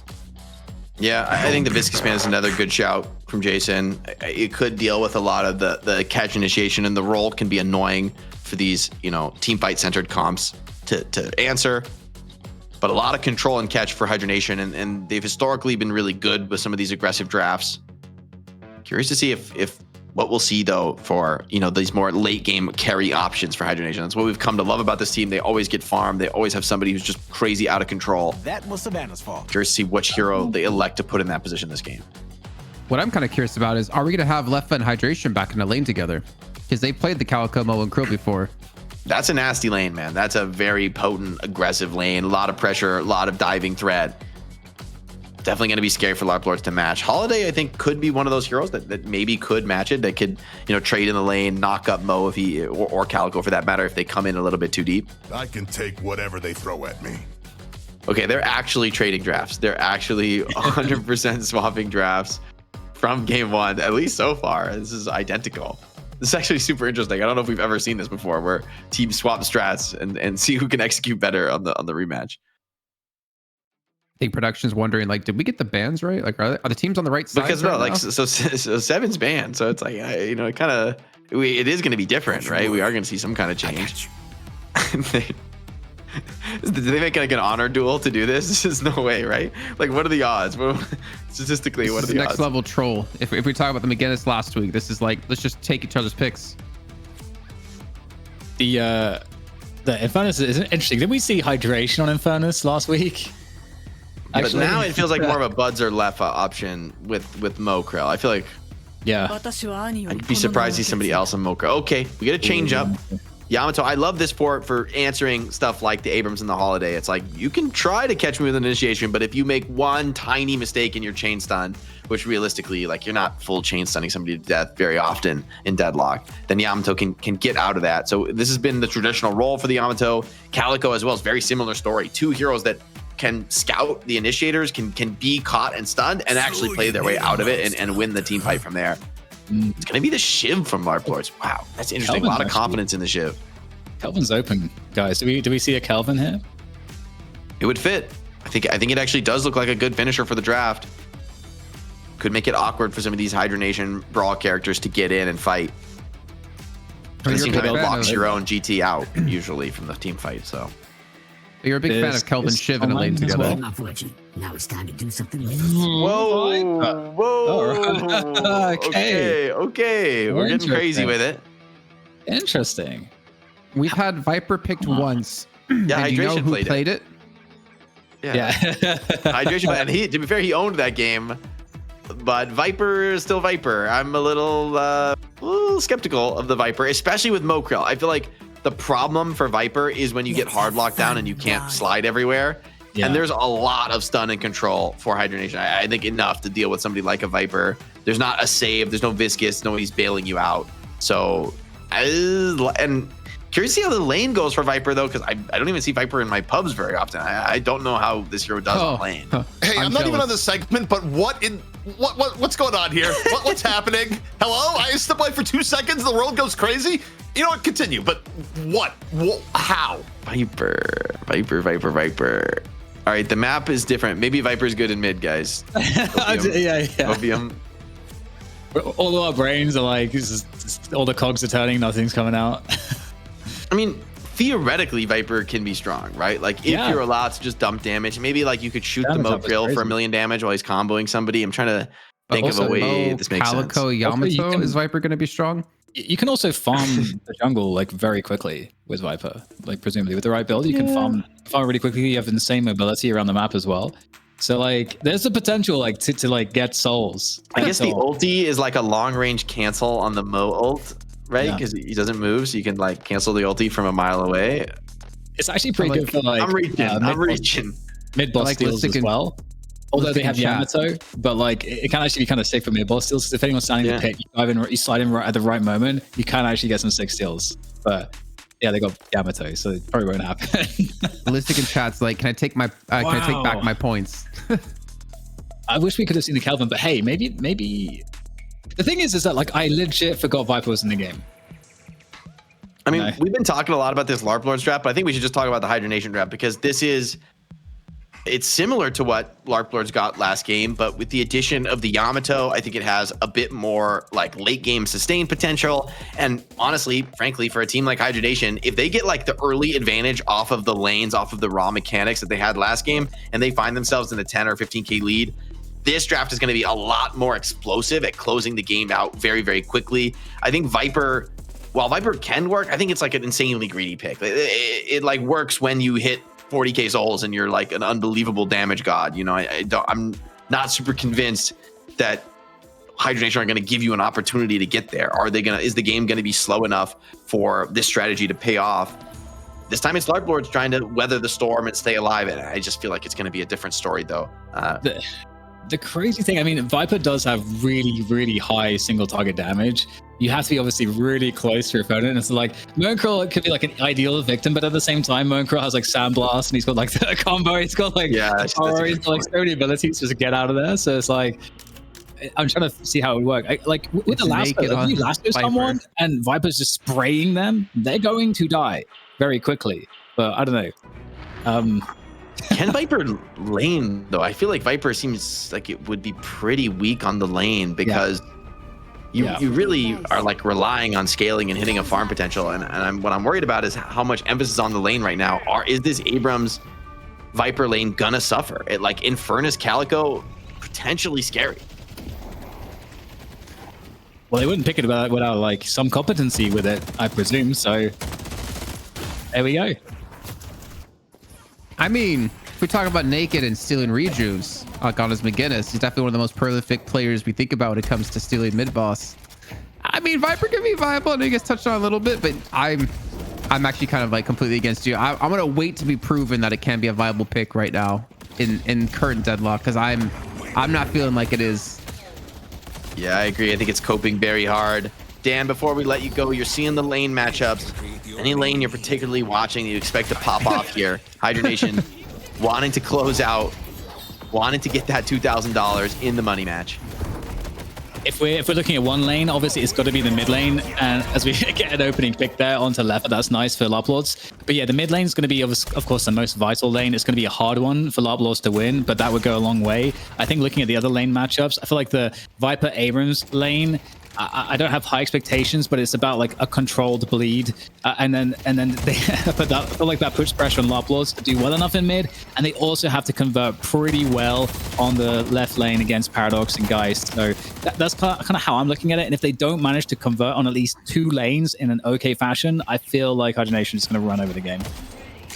I'm not gonna lie. I'm a I little thought, worried about the controlled bleed when everyone's health bar is at half for Larp Lords across the entire map. Leffa did go down, so that's something, but I still think Hydration looks pretty immovable in the mid lane. I thought Dan was just gonna say the right lane, just for the Viper, just for the memes. We also have to note, Buds isn't on Infernus. He's actually on Lady Geist, and Rokane's gonna be on the Infernus. So a little bit of a switch up than what we necessarily expected. But then again, I thought Leffa was gonna be on the Calico, but actually it's gonna be not Young Calico. It's gonna be Calculator on the Calico. And when it comes to actual like lane matchups, let me quickly see where they are. Hydration is going to be in mid with Leffa, so it's back to this duo that we kind of discussed before we even got into this series of, you know, what plan do you have to do to beat Hydra Nation? Well, step 1, don't let Leffa and Hydration walk all over you. And they had a decent start with DMB. Yeah, Tornado already forced. It's all about the last hitting there. Rokane gets the opening pick onto Naked. It doesn't take too much damage, right, from that latent poison. Still able to be high enough HP to not really get nuked by that. And Abrams, I mean, this is a rough spot to be. I feel like Abrams wants to dominate the lane. He wants to be aggressive and putting pressure on, have stun set up. And I guess that'll be decent when the ultis come online. But until we get there, I feel like this is kind of a free fire zone for Hydra Nation. They say that Leffa super low in the mid, getting dove. Lord NM finds that kill. And so the mid lane is, despite the fact that Hydration is like not taking any damage in this lane, is super strong, they're losing this lane. Leffa dying twice is no mean feat. Yeah, 3K is about to be hit up here for Lord and DMB. It's going to be ult central for them, especially looking for that lasso. And again, you're seeing Hydration have to deal with the same kind of pressure that was applied over to Obikim earlier today in the VP 1-win matchup. If you guys missed out on that, I won't spoil it, but it went the full 3. And it's so tough for, I think, Hydra Nation here to like deal with this now that Lord M does have that lasso available. You hook in someone, I think there's a fairly high chance they're going to be able to kill him, especially if it's going to be Leffa. Buds off to a decent start this game. A lot of pressure on that Great Talon. Forced out of the lane. This guys, we haven't talked about this side lane very much at all. But when swap comes online, both the paradoxical swap and Geist health swap going to be huge factors there. That left side lane could be the strong one here for Hydra Nation. Viper trying to fight, but maybe with the help of Abrams, they could get it done. Divine Barrier. Oh, and Abrams knocked out of the ulti. That was incredibly close. I didn't think the Inferno would be able to get that. Rokane got him on fire. He's burning down under the tower. Viper trying to counter this dive. Over in mid, though, the trade coming in. Big parry comes in. Is that going to buy just enough time? It will for Leffa to get the kill on Lord NM. Now chasing onto this Mirage. And Leffa has ult. He's not scared. He's almost certainly going to dive this. May not even need to ult. It's a nice escape from DMB, actually, to slip out. Yeah, just barely escaping there. I was almost expecting Leffa just to use the Shroud Transformation and force the fight, but I think maybe he's worried that Lord NM would be coming through. But either way, Hydra Nation able to bounce back in the mid lane when they were currently falling behind. Only about 300 soul difference now. And Slugfest getting caught out yet again, this time out of Flick. And this left-hand side lane we've been kind of ignoring for the most part, but we did see Buds get the initial kill over on Slugfest. And another kill able to come through is not the dive in under the Guardian. The Shroud Transformation is most certainly going to be used. Flick and Buds dominant in the side lane. Now Leffa looking for more in the mid. Hold on, though. Overextending. Got baited under tower. Both these players are incredibly low, but Hydration doesn't have the HP to get deep and dive. And despite Larp Lords being sub 100 HP across the map, it seems that the trades are going a little bit their way. Hydration able to turn that one around, though, juking the lasso, baiting the engage. Now both teams low across the map. Definitely the advantage in this game resting on the edge of a knife, not the blowout that we thought could be coming based on some of that early game trading. Oh, okay. DMB's coming back. There's no combo for another 50 seconds, and the decay is going to come through as well. Lepa's just able to put out a ton of damage against him, down to 600 HP. And you see that DMB is just not really scared to go up against these two. He kind of has to give it maybe a little bit of respect. Down to 500 health. He's continuing to be chunked down by Lefa on the right-hand side. And that's going to be what Lord coming in from the high ground. Able to at least force Lefa back here towards his own Guardian. The tornado wasted by DMB. Could be an opportunity for Lefa. Hydration, full HP now, has gotten the heal off the creeps. And this tower has gotten low through the trades. Kills have gone back and forth, but it seems almost inevitable that the first Guardian take is going to be for Hydra Nation. Got to respect that threat of a lasso coming up soon for Lord NM. Hydra Nation want to get this tower down before that counterplay can come in. DB trying to hold strong with a lot of confidence, but this is risky. I don't know if you're strong enough to actually take the fight to these Hydra Nation players. Quick combo on Lord NM, had his back turned. Melee for the tower finish. And even DMB's trying to slip out, trying to get away, but this is very awkward for him. He has just to hide and wait and hope that the Hydra Nation players leave him alone. Well, they do leave him alone, but that also frees up now Lefa to start rotating, or even potentially hydration, which I think would be maybe the more likely candidate. That we see Lefa heading over towards the right-hand side. And Naked hasn't died again just yet. And I say just yet because Lefa's going to be here for the party. And that party is going to be looking to amount to another Guardian in that flex slot for Hydra Nation. Yeah, not a party that Larp Lords want to be invited to. Lefa diving the tower, does have Shadow Transformation online. Stun comes in. The Petrify, for now, keeps Infernus at bay. Players are super low. They're kiting the Shadow Transformation. It's made a lot of space. The creeps are starting to power down on the tower. Rocane is going to fall. And the lasso now, Lefa under the tower. Rotation came in, countered him well. Probably best he can do is just damage the tower before he goes down. Hold on, though. Flake coming back in, re-engaging. The rest of Hydra Nation coming to this fight, thinking that they can get this one done. Guardian extremely low, and Holiday 200 HP behind it. Not a confident position to fight from. Well, they were able to get it, though. And that's the flex shot for Hydra Nation. The minion's able to finish it off. As now we see Bud. What the Big damage swap on a Sizz Lucky. He's going to fall from this one. There should be no way you're escaping that. As the chase will continue to come through. He's having a very tough time here in this match. This might even be the third Guardian of the game now taken for Hydra Nation. Yeah, I mean, that's the challenge of the Great Talon into this super aggressive lineup. There's so many characters for Hydra Nation that can either catch you, stun you, get on top of you, chase you down. Heck, it's pretty much the whole lineup. So Sizz Lucky has his work cut out for him. Flick going to be bringing down yet another Guardian. And with all three Guardians down, and now look at the health bars in the Hydra Nation Guardians. They're all nearly full. I mean, I'm going to get worried for Larp Lords in a few minutes. I think right now, not having flex slots is fine. You know, no one's really maxed out their slots. It's not a huge issue. But in a couple minutes, it's going to start to bite. You're going to be missing that lack of a flex slot. Well, you know what? We got Dan on the sidelines here for a quick little report on how he thinks this game's been going so far. Only a 3K difference, but it definitely feels like Hydra Nation have the better of the situation. Yeah, it's definitely a big problem because the ways in which you feel like Larp Lords will be able to come back into the game is by being able to farm. And that's not going to be very possible because with all the towers down, all the map control is going to be there for Hydra Nation. And so they're going to likely continue to pressure the enemy jungle, try to steal as much as they can. If they're unsuccessful at doing that, though, I mean, well, I should say that is Larp Lords' first thing that they have to concern themselves with is how they can continue to keep up on the souls and maintain the farm without dying to the jungle invades, protecting their center sacrifices, and additionally trying to find tower pressure at the same time to split up Hydra Nation's forces and keep them occupied. These are some of the jobs that Larp Lords have to do. Abrams now trying to get the trade in, but already the damage is gone. That's Viper being dealt with. Abrams ulti just coming off cooldown in a second, may not be forced to use it yet, has the tankiness to survive. Elsewhere, Rocane trying to defend the tower. Big pressure from Larp Lords, but the TPs are coming in, and Larp Lords wisely read this play. They're going to fall off before the rotation comes in. Flick looking to potentially get a catch in a trade. Seems to have not come for now. Lasso missed. And the earn pickup from Hydration is going to start bringing this over.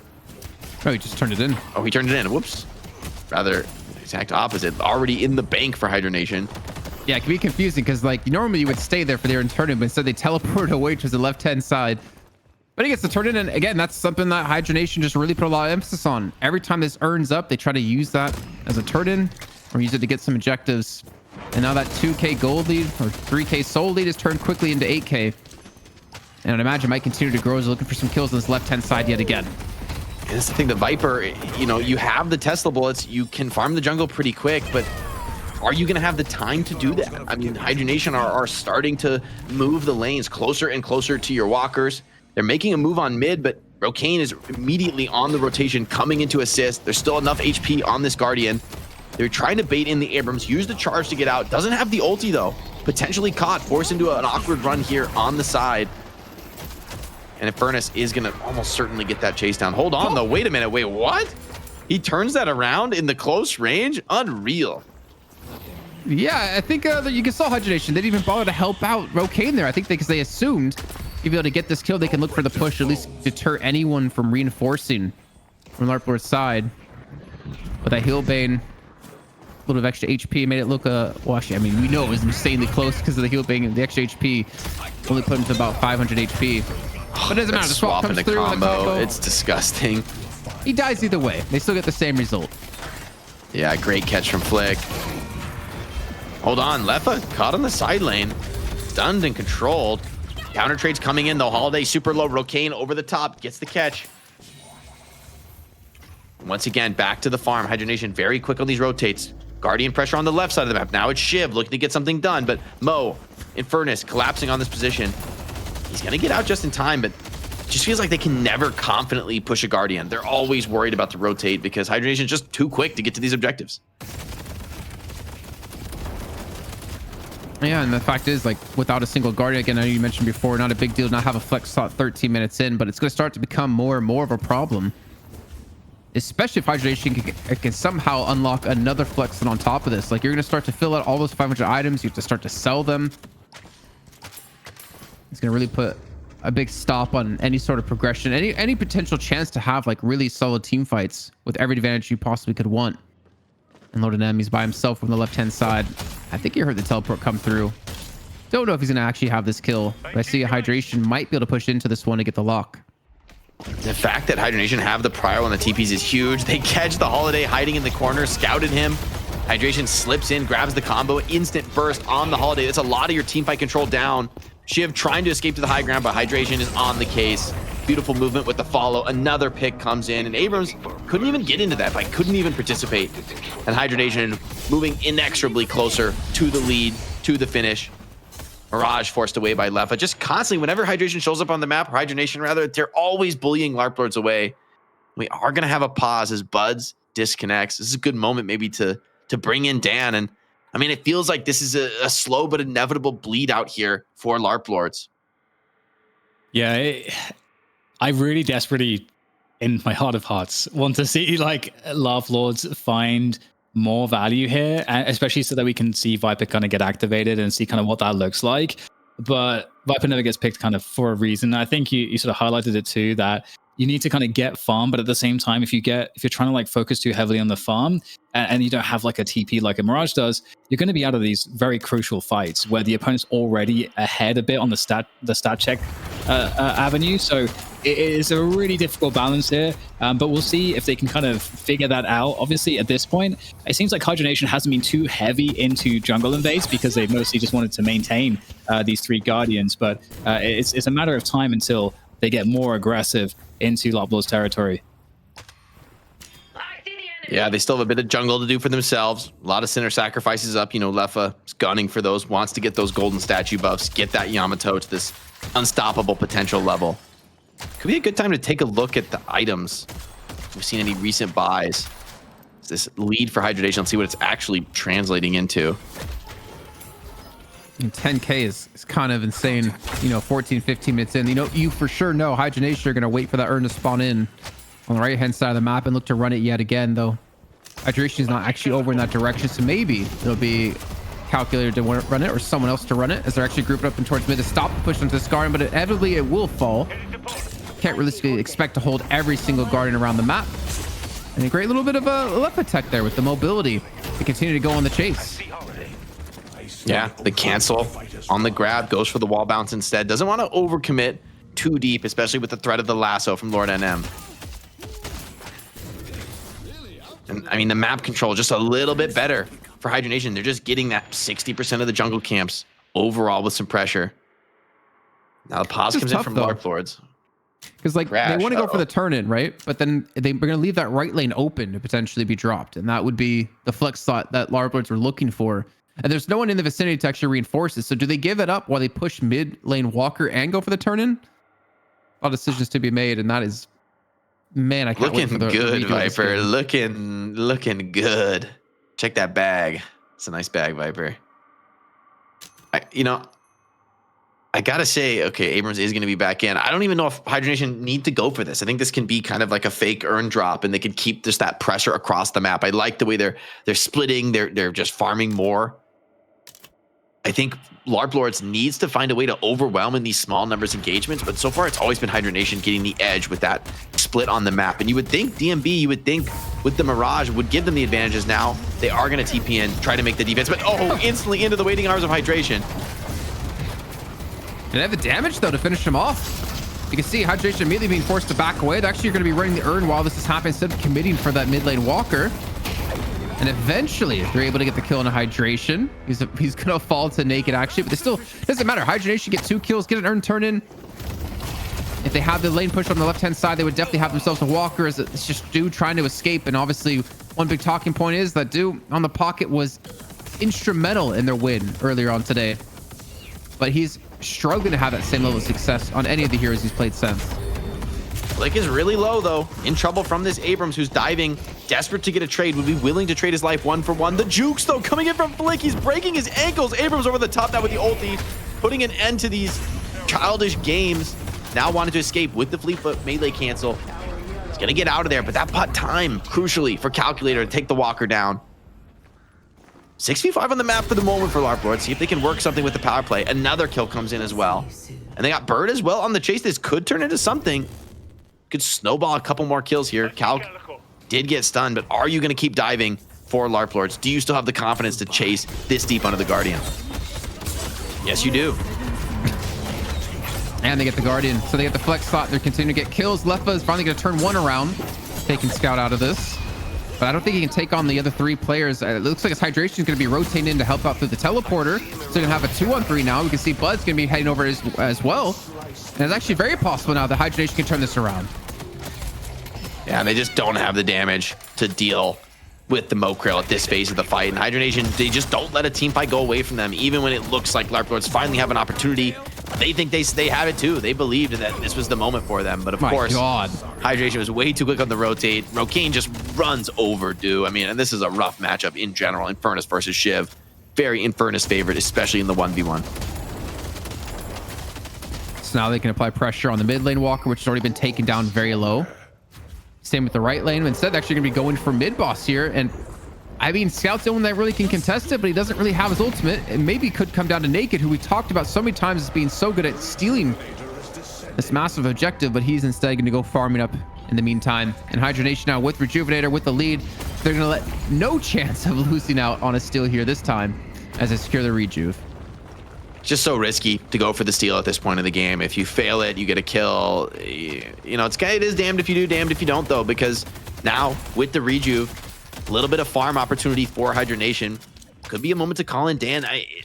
Do you see this going any other way than a slow and eventual bleed out? Seems like Hydra Nation ready to cast that $2,000 check. Yeah, I don't.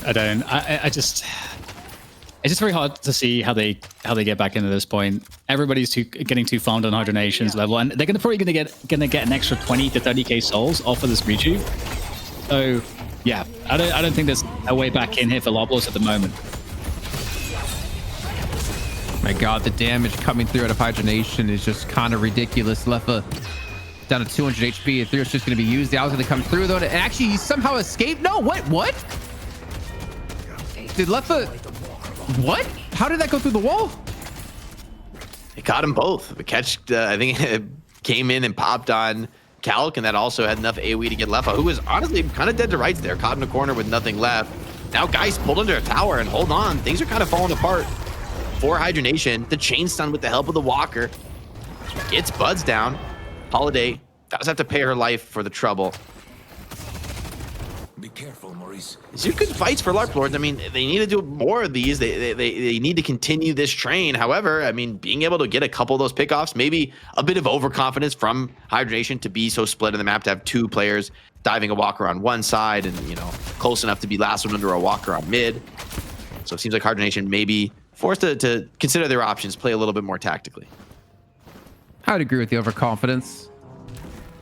I think what the lead they had was about, we're approaching like 30k souls, 30k souls. I think they felt like they could just close things out. The thing is, there's no need to necessarily go too crazy right now when $2,000 on the line. That's 2 weeks of hard work for Hydra Nation. I want to see if they win both those games. Debuff remover picked up for hydration. The swap going to come through and yeah, he's just going to die. Man, Flick is just such a beast on Paradox. He's so good. You know, that's a great call out on the draft, that just how good he is with this player hero combo. Looks like the best in NA right now. And it's just making it so difficult for this Larp Lords comp to come back into it. You know, as much as you Larp Lords, they want to play for these pickups, they want to play for these small numbers engagements. It's Flick who's constantly getting the better of them in that style. The aggressive earn drop, it's a risky proposition. I mean, you do have 3 rejuves. Kind of a bellwether, though, for Hydra Nation's confidence, how aggressive they want to be. Lasso is going to be used. Not sure if I caught on to anyone over towards that mid lane walker. With that ultimate down, I mean, it's pretty much go time. You should be able to burn this walker down before they have a chance to defend it. And there they go. They take it down, all the while turn it in the urn at the exact same time. And Naked, yeah, you got to be a little bit careful. The afterburn is going to tick quite a bit. And now another flex slot for Hydra Nation. And we're looking at close to a 30k lead off the back of that Rejuvenator, even though they have a bad fight. All exterior towers down now for Larp Lords. They don't really have any bastion of safety from which to play. I think it's time to start taking some risks, time to start forcing some engagements. Lord NM's trying to do that in the mid, but doesn't have Lasso. Not much hope of besting Flick in the 1v1. They are going to go on him, but he's got the Warp Stone. He's got Teamfight coming in. Scout tried to get it done with the Abrams, but just, yeah, you can have the ulti, but just way too much damage from Hydra Nation. You're this far out on the map. Seems like potentially the beginning of the end here. Now Infernus charging in, stuns 5. Insane value from the Infernus. The rest of the squad not far behind. And now Hydra Nation look to claim their trophy, claim that $2,000 cash prize. Hold on, Viper damage. Whoa, okay. Put some respect on the Viper. It's not over just yet. Flick does get that cleanup kill. Just 2 players alive for Larp Lords. Look at that damage from Flick, man. He is strong on this Paradox, willing to take the man fight 1-to-1 against the Mirage. I don't know how he wins out in that 100 health, though. And they're actually get the full wipe. Sucky gets caught out. The Shrine's going to be open to be taken. The respawn's going to come in out of Scout, but I don't really think it's going to do too much against what Hydra Nation have here in this base. Actually, it's just these two. He actually maybe could pull this one off. And he immediately runs, turns tail and runs, and he realizes, yeah, there's no real chance. I don't even know necessarily if they're going to get the first stage patron. I mean, they do have the respawns coming through, 3 players back alive. And I guess with them having 4 in the base, it should be relatively easy to take. Especially if you don't hit a lasso. From Lord NM. He really needed to find something there. Patron low, but they're not committing for it. I think this is wise from Hydra Nation. You don't want to stumble here at the finish line. They got a ton of base guardians down. Hydration pulling some aggro on the side. Tried to bait a bit of attention there and come back in for the combo. I think a slight missed TP there. Got caught on the stairs. Could have been scary for Naked. If he got comboed, he was almost assuredly going to go down there. Flick as well and very low HP. And they can just fall back, clean up the jungle, and then there's going to be just one final push. Maybe waiting for the mid boss up in a minute 30, do some camps. There's just a very clear road to Hydra Nation's victory right now. Larp Lords, they've got to do something to disrupt it. They've got to get out on the map. And I know that feels like a suicide mission now, but I think to do nothing is just as much of a suicide. Yeah, it's just gonna be that slow bleed. I mean, 31k, 32k souls behind. You just kind of have to get a catch. And then you have to look to maybe turn it into a mid boss if possible. The thing is, speaking of catches, it's just gonna be Flick to do so. And says Lucky, I don't want to know how many deaths he has this game, but he has had a tough time from start to finish. As now we see Hydration go into the base to look to take that stage 1 patron. It's a rough game to be a great talent. I mean, there's so much threat on you. Infernus getting potentially caught on the side of the map, but the rest of the team is ready and coming out of the base. That was your first mistake from Larp Lords. They're trying to get back in through the doors, just barely. Lord NM does do it. First stage patron is dropped. Hydration have a couple players on relatively low HP, but they have such a lead. They may have the confidence to just continue to send this. Buds finds Naked. And now, $2,000 cash prize on the line. Hydra Nation looking to claim it. Infernus is going to go down. Starting to look a little bit scary, but hold on. The combo denies any escape with the lasso. Now the stat check begins. Lefa ulted, diving into the front line. Bud's very strong right now on this Lady Geist, willing to take the fight with absolutely anybody.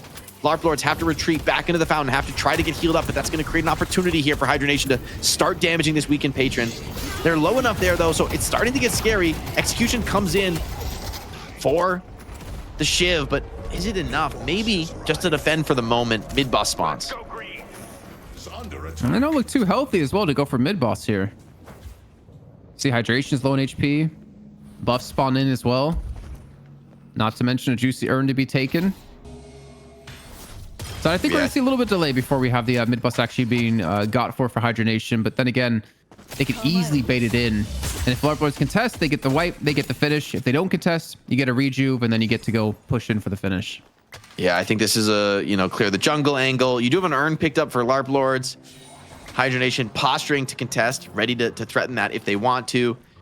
Hydration's grabbing the second buff as well, so they've got both buffs online. I mean, there's a really massive difference in power right now. Do is not even alive here, so it is a 5-on-5. Maybe Larp Lords feel that they've got to get this done. They've got to win the objective, but I think Hydra Nation is lying in wait right now. Swap comes in from Flick, and time again, it's been this guy constantly opening fights for advantage, shutting down the enemy initiator. And now surely this is a mountain too steep to climb for Larp Lords. Does Hydra Nation do mid-boss? Let's take out Abrams. That I like Flick on Paradox more than Holiday. I feel like he just creates way more opportunities on the Paradox compared to the Holiday. And with that kill coming through, they don't even need rejuve. It's spawned back in, but you know what? So has $2,000 in the bank account of Hydra Nation. Yeah, and with the ulti for Lefa, going to be able to threaten this patron. Hydra Nation wisely, I think, though, focusing the kills first. They don't want to take any risk of being clutched on. Lefa ready to ult if it's necessary. Now, damage comes in on the throne. Naked sliding around on the Viper, doing his best to stall this out, to delay the inevitable, but it is assuredly that now. Hydra Nation, another flawless victory for them in Deadlock Fight Night. They are your Deadlock Fight Night champions, presented by Intel. Congrats to them, $2,000 cash prize. And thank you again to our lovely community member, donating an extra $2,000 to double the prizes in this week's Deadlock Fight Night. Fight Night number 20, baby. 20 weeks in the bag, Jason. Can you believe it? 5 months. Long time. I forgot actually what month we started doing this. Was it like back in September? I don't remember, man. It's been a grind on the October.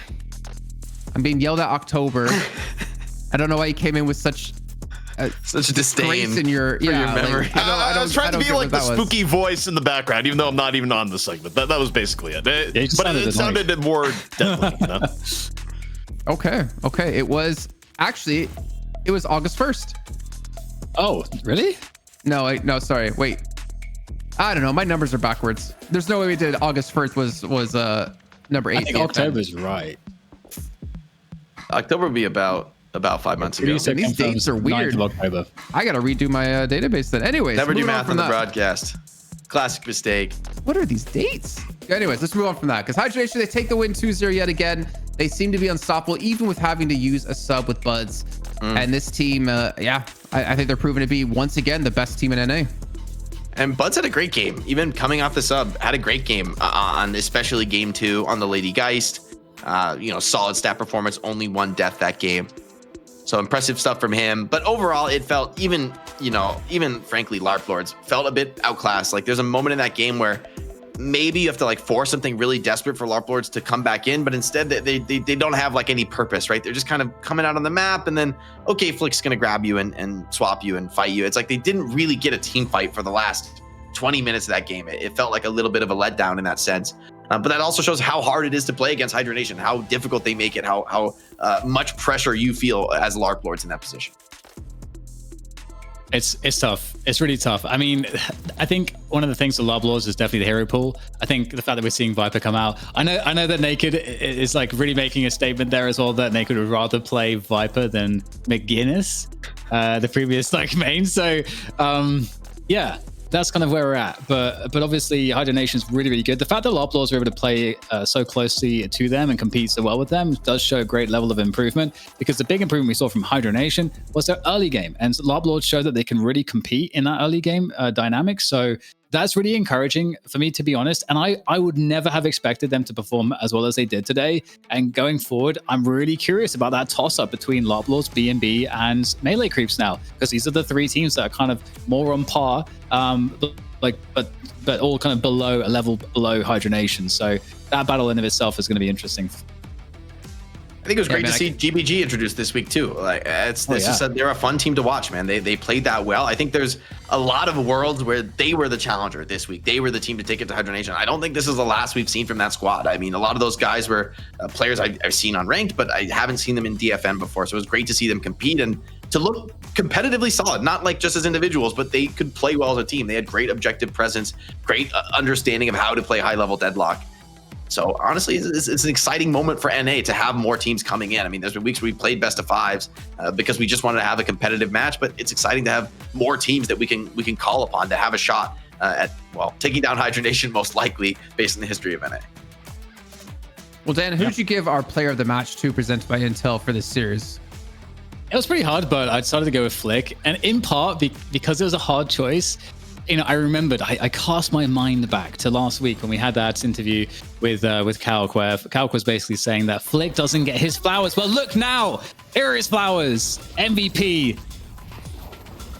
I don't really have too much else to say other than Flick is clearly the GOAT. We could see that the initiation off of the Paradox was fantastic as expected, and that was the whole thing in the draft. I was like, okay, I'm expecting Holiday to get picked here because generally speaking, we're seeing Holiday get valued over Paradox, and there's a lot of reasons why that's the case. But when you have someone that's as good as Flick, you actually can break some of these rules, and you can take out the Paradox first, have that preference, and see it have incredible impact. So, definitely playing the role exceptionally well. And if you're going to learn how to play this role from anyone in the world, this is the guy to probably do it from. Yeah, I mean, I remember from the Calc, everybody was talking about how, much Flick is the understated GOAT. People don't appreciate how good he is. I feel like this series is a real showcase of, if you play as a team and you're not like forcing super active moves on Hydra Nation and it's up to Flick to open things up on you, he is just fantastic. I mean, 20 assists. That is ridiculous. That kill involvement is out of control, actually. He's in, like, more often than not participating in these kills and still dropping second most damage on his team. I mean, that's ridiculous, actually, to be that high damage and still be, and to be an initiator, not necessarily be expected to be the core damage dealer. To still be delivering on that level is a huge performance and deserving of that MVP. And that's why I think we want to see him on Paradox over Holiday for sure. Don't worry, Flick, he got his roses, and Calc, you'll go down as an Ivy player main for sure. Hydration as well with the 32,000 souls. I mean, pretty much just across the board, able to put out some serious work. All we're about Buds. I think he deserves some credit as well. He kind of slotted into the team decently well. His great talent wasn't as amazing as we would like to have seen, but it wasn't bad at any right. Obviously, not his great talent. His Lady Geist was dominating when it came to that lane up against his Lucky. Yeah, Sis Lucky also, I think, played impressively well for how aggressive this Hydra Nation comp was about getting on top of the great talent, focusing them down first, not letting them deal damage. He still dropped almost 30k player damage, so well done to Sis Lucky from Larp Lords to continue to make this a competitive series and to fight back from that back line. But in the end, it's got to be Hydra Nation, right? They're your champs time and time again here in North America. And it feels like now that it feels like did they really lose a few fight nights? It feels like a blip now. This feels like right back to their winning ways. Totally. I think, don't we have an interview in the works? We do. Oh, do we? Can we bring him in here real quick before I introduce him? Because we have our AV main specialist here to talk about his role on Hydra Nation and the success they've had. He's going to be a calculator. Yo. I don't know who wants to ask the first question because mine's definitely be Ivy related. All right, I'll let Jason get to the Ivy question. Calc, I just got to ask, for you guys, for the squad, you brought in Buds as a sub this week. A player who a lot of people have been watching stream and play the game. I'm just curious, another championship for you guys, $2,000 in the bag with the double prize pool this week. Were you expecting it to go this way, having to bring in a sub? Were you worried about that at all? Or is this all just another day at the office for Hydra Nation? I mean, it's always hard to play with a sub. I think I don't know if other people who played esports would agree, but I think it's always hard to play with a sub because you're bringing somebody else into the team. On a team you get like a certain vibe, and even changing out one player can change everyone's it just changes so much. Like one player makes such a big difference, so everything's just different. You know, with a player subbed out. Well, I mean, Buds did well. I mean, we won, so that's great, and I'm happy that he subbed for us, and we appreciate it a lot. So it was fine. But yeah, I mean, missing that one player of the team is just a completely different, like, it's a completely different team. Basically, it's weird. Awesome. Well, I'm gonna ask the next question, and I have to. There's a lot of things I want to ask you, Calc, but what's the thought process behind the rebrand from Young Calc to Calculator? Dude, I turned 20, bro, and I'm just old now, and people think Young Calc is toxic because it's all in all caps and stuff. Like, I don't know, it's like kind of in your face and it's at you, you know, like Young Calc. Like people don't, then they think something about me, so it's like, you know, Calculator's my name on Twitch, so I might as well just do that because it's, you know, people aren't gonna instantly be like, okay, this guy's a character. They'll find that out some other way, I guess, than the name now, maybe. Shouldn't you have just rebranded to Abacus then? So everyone makes that joke.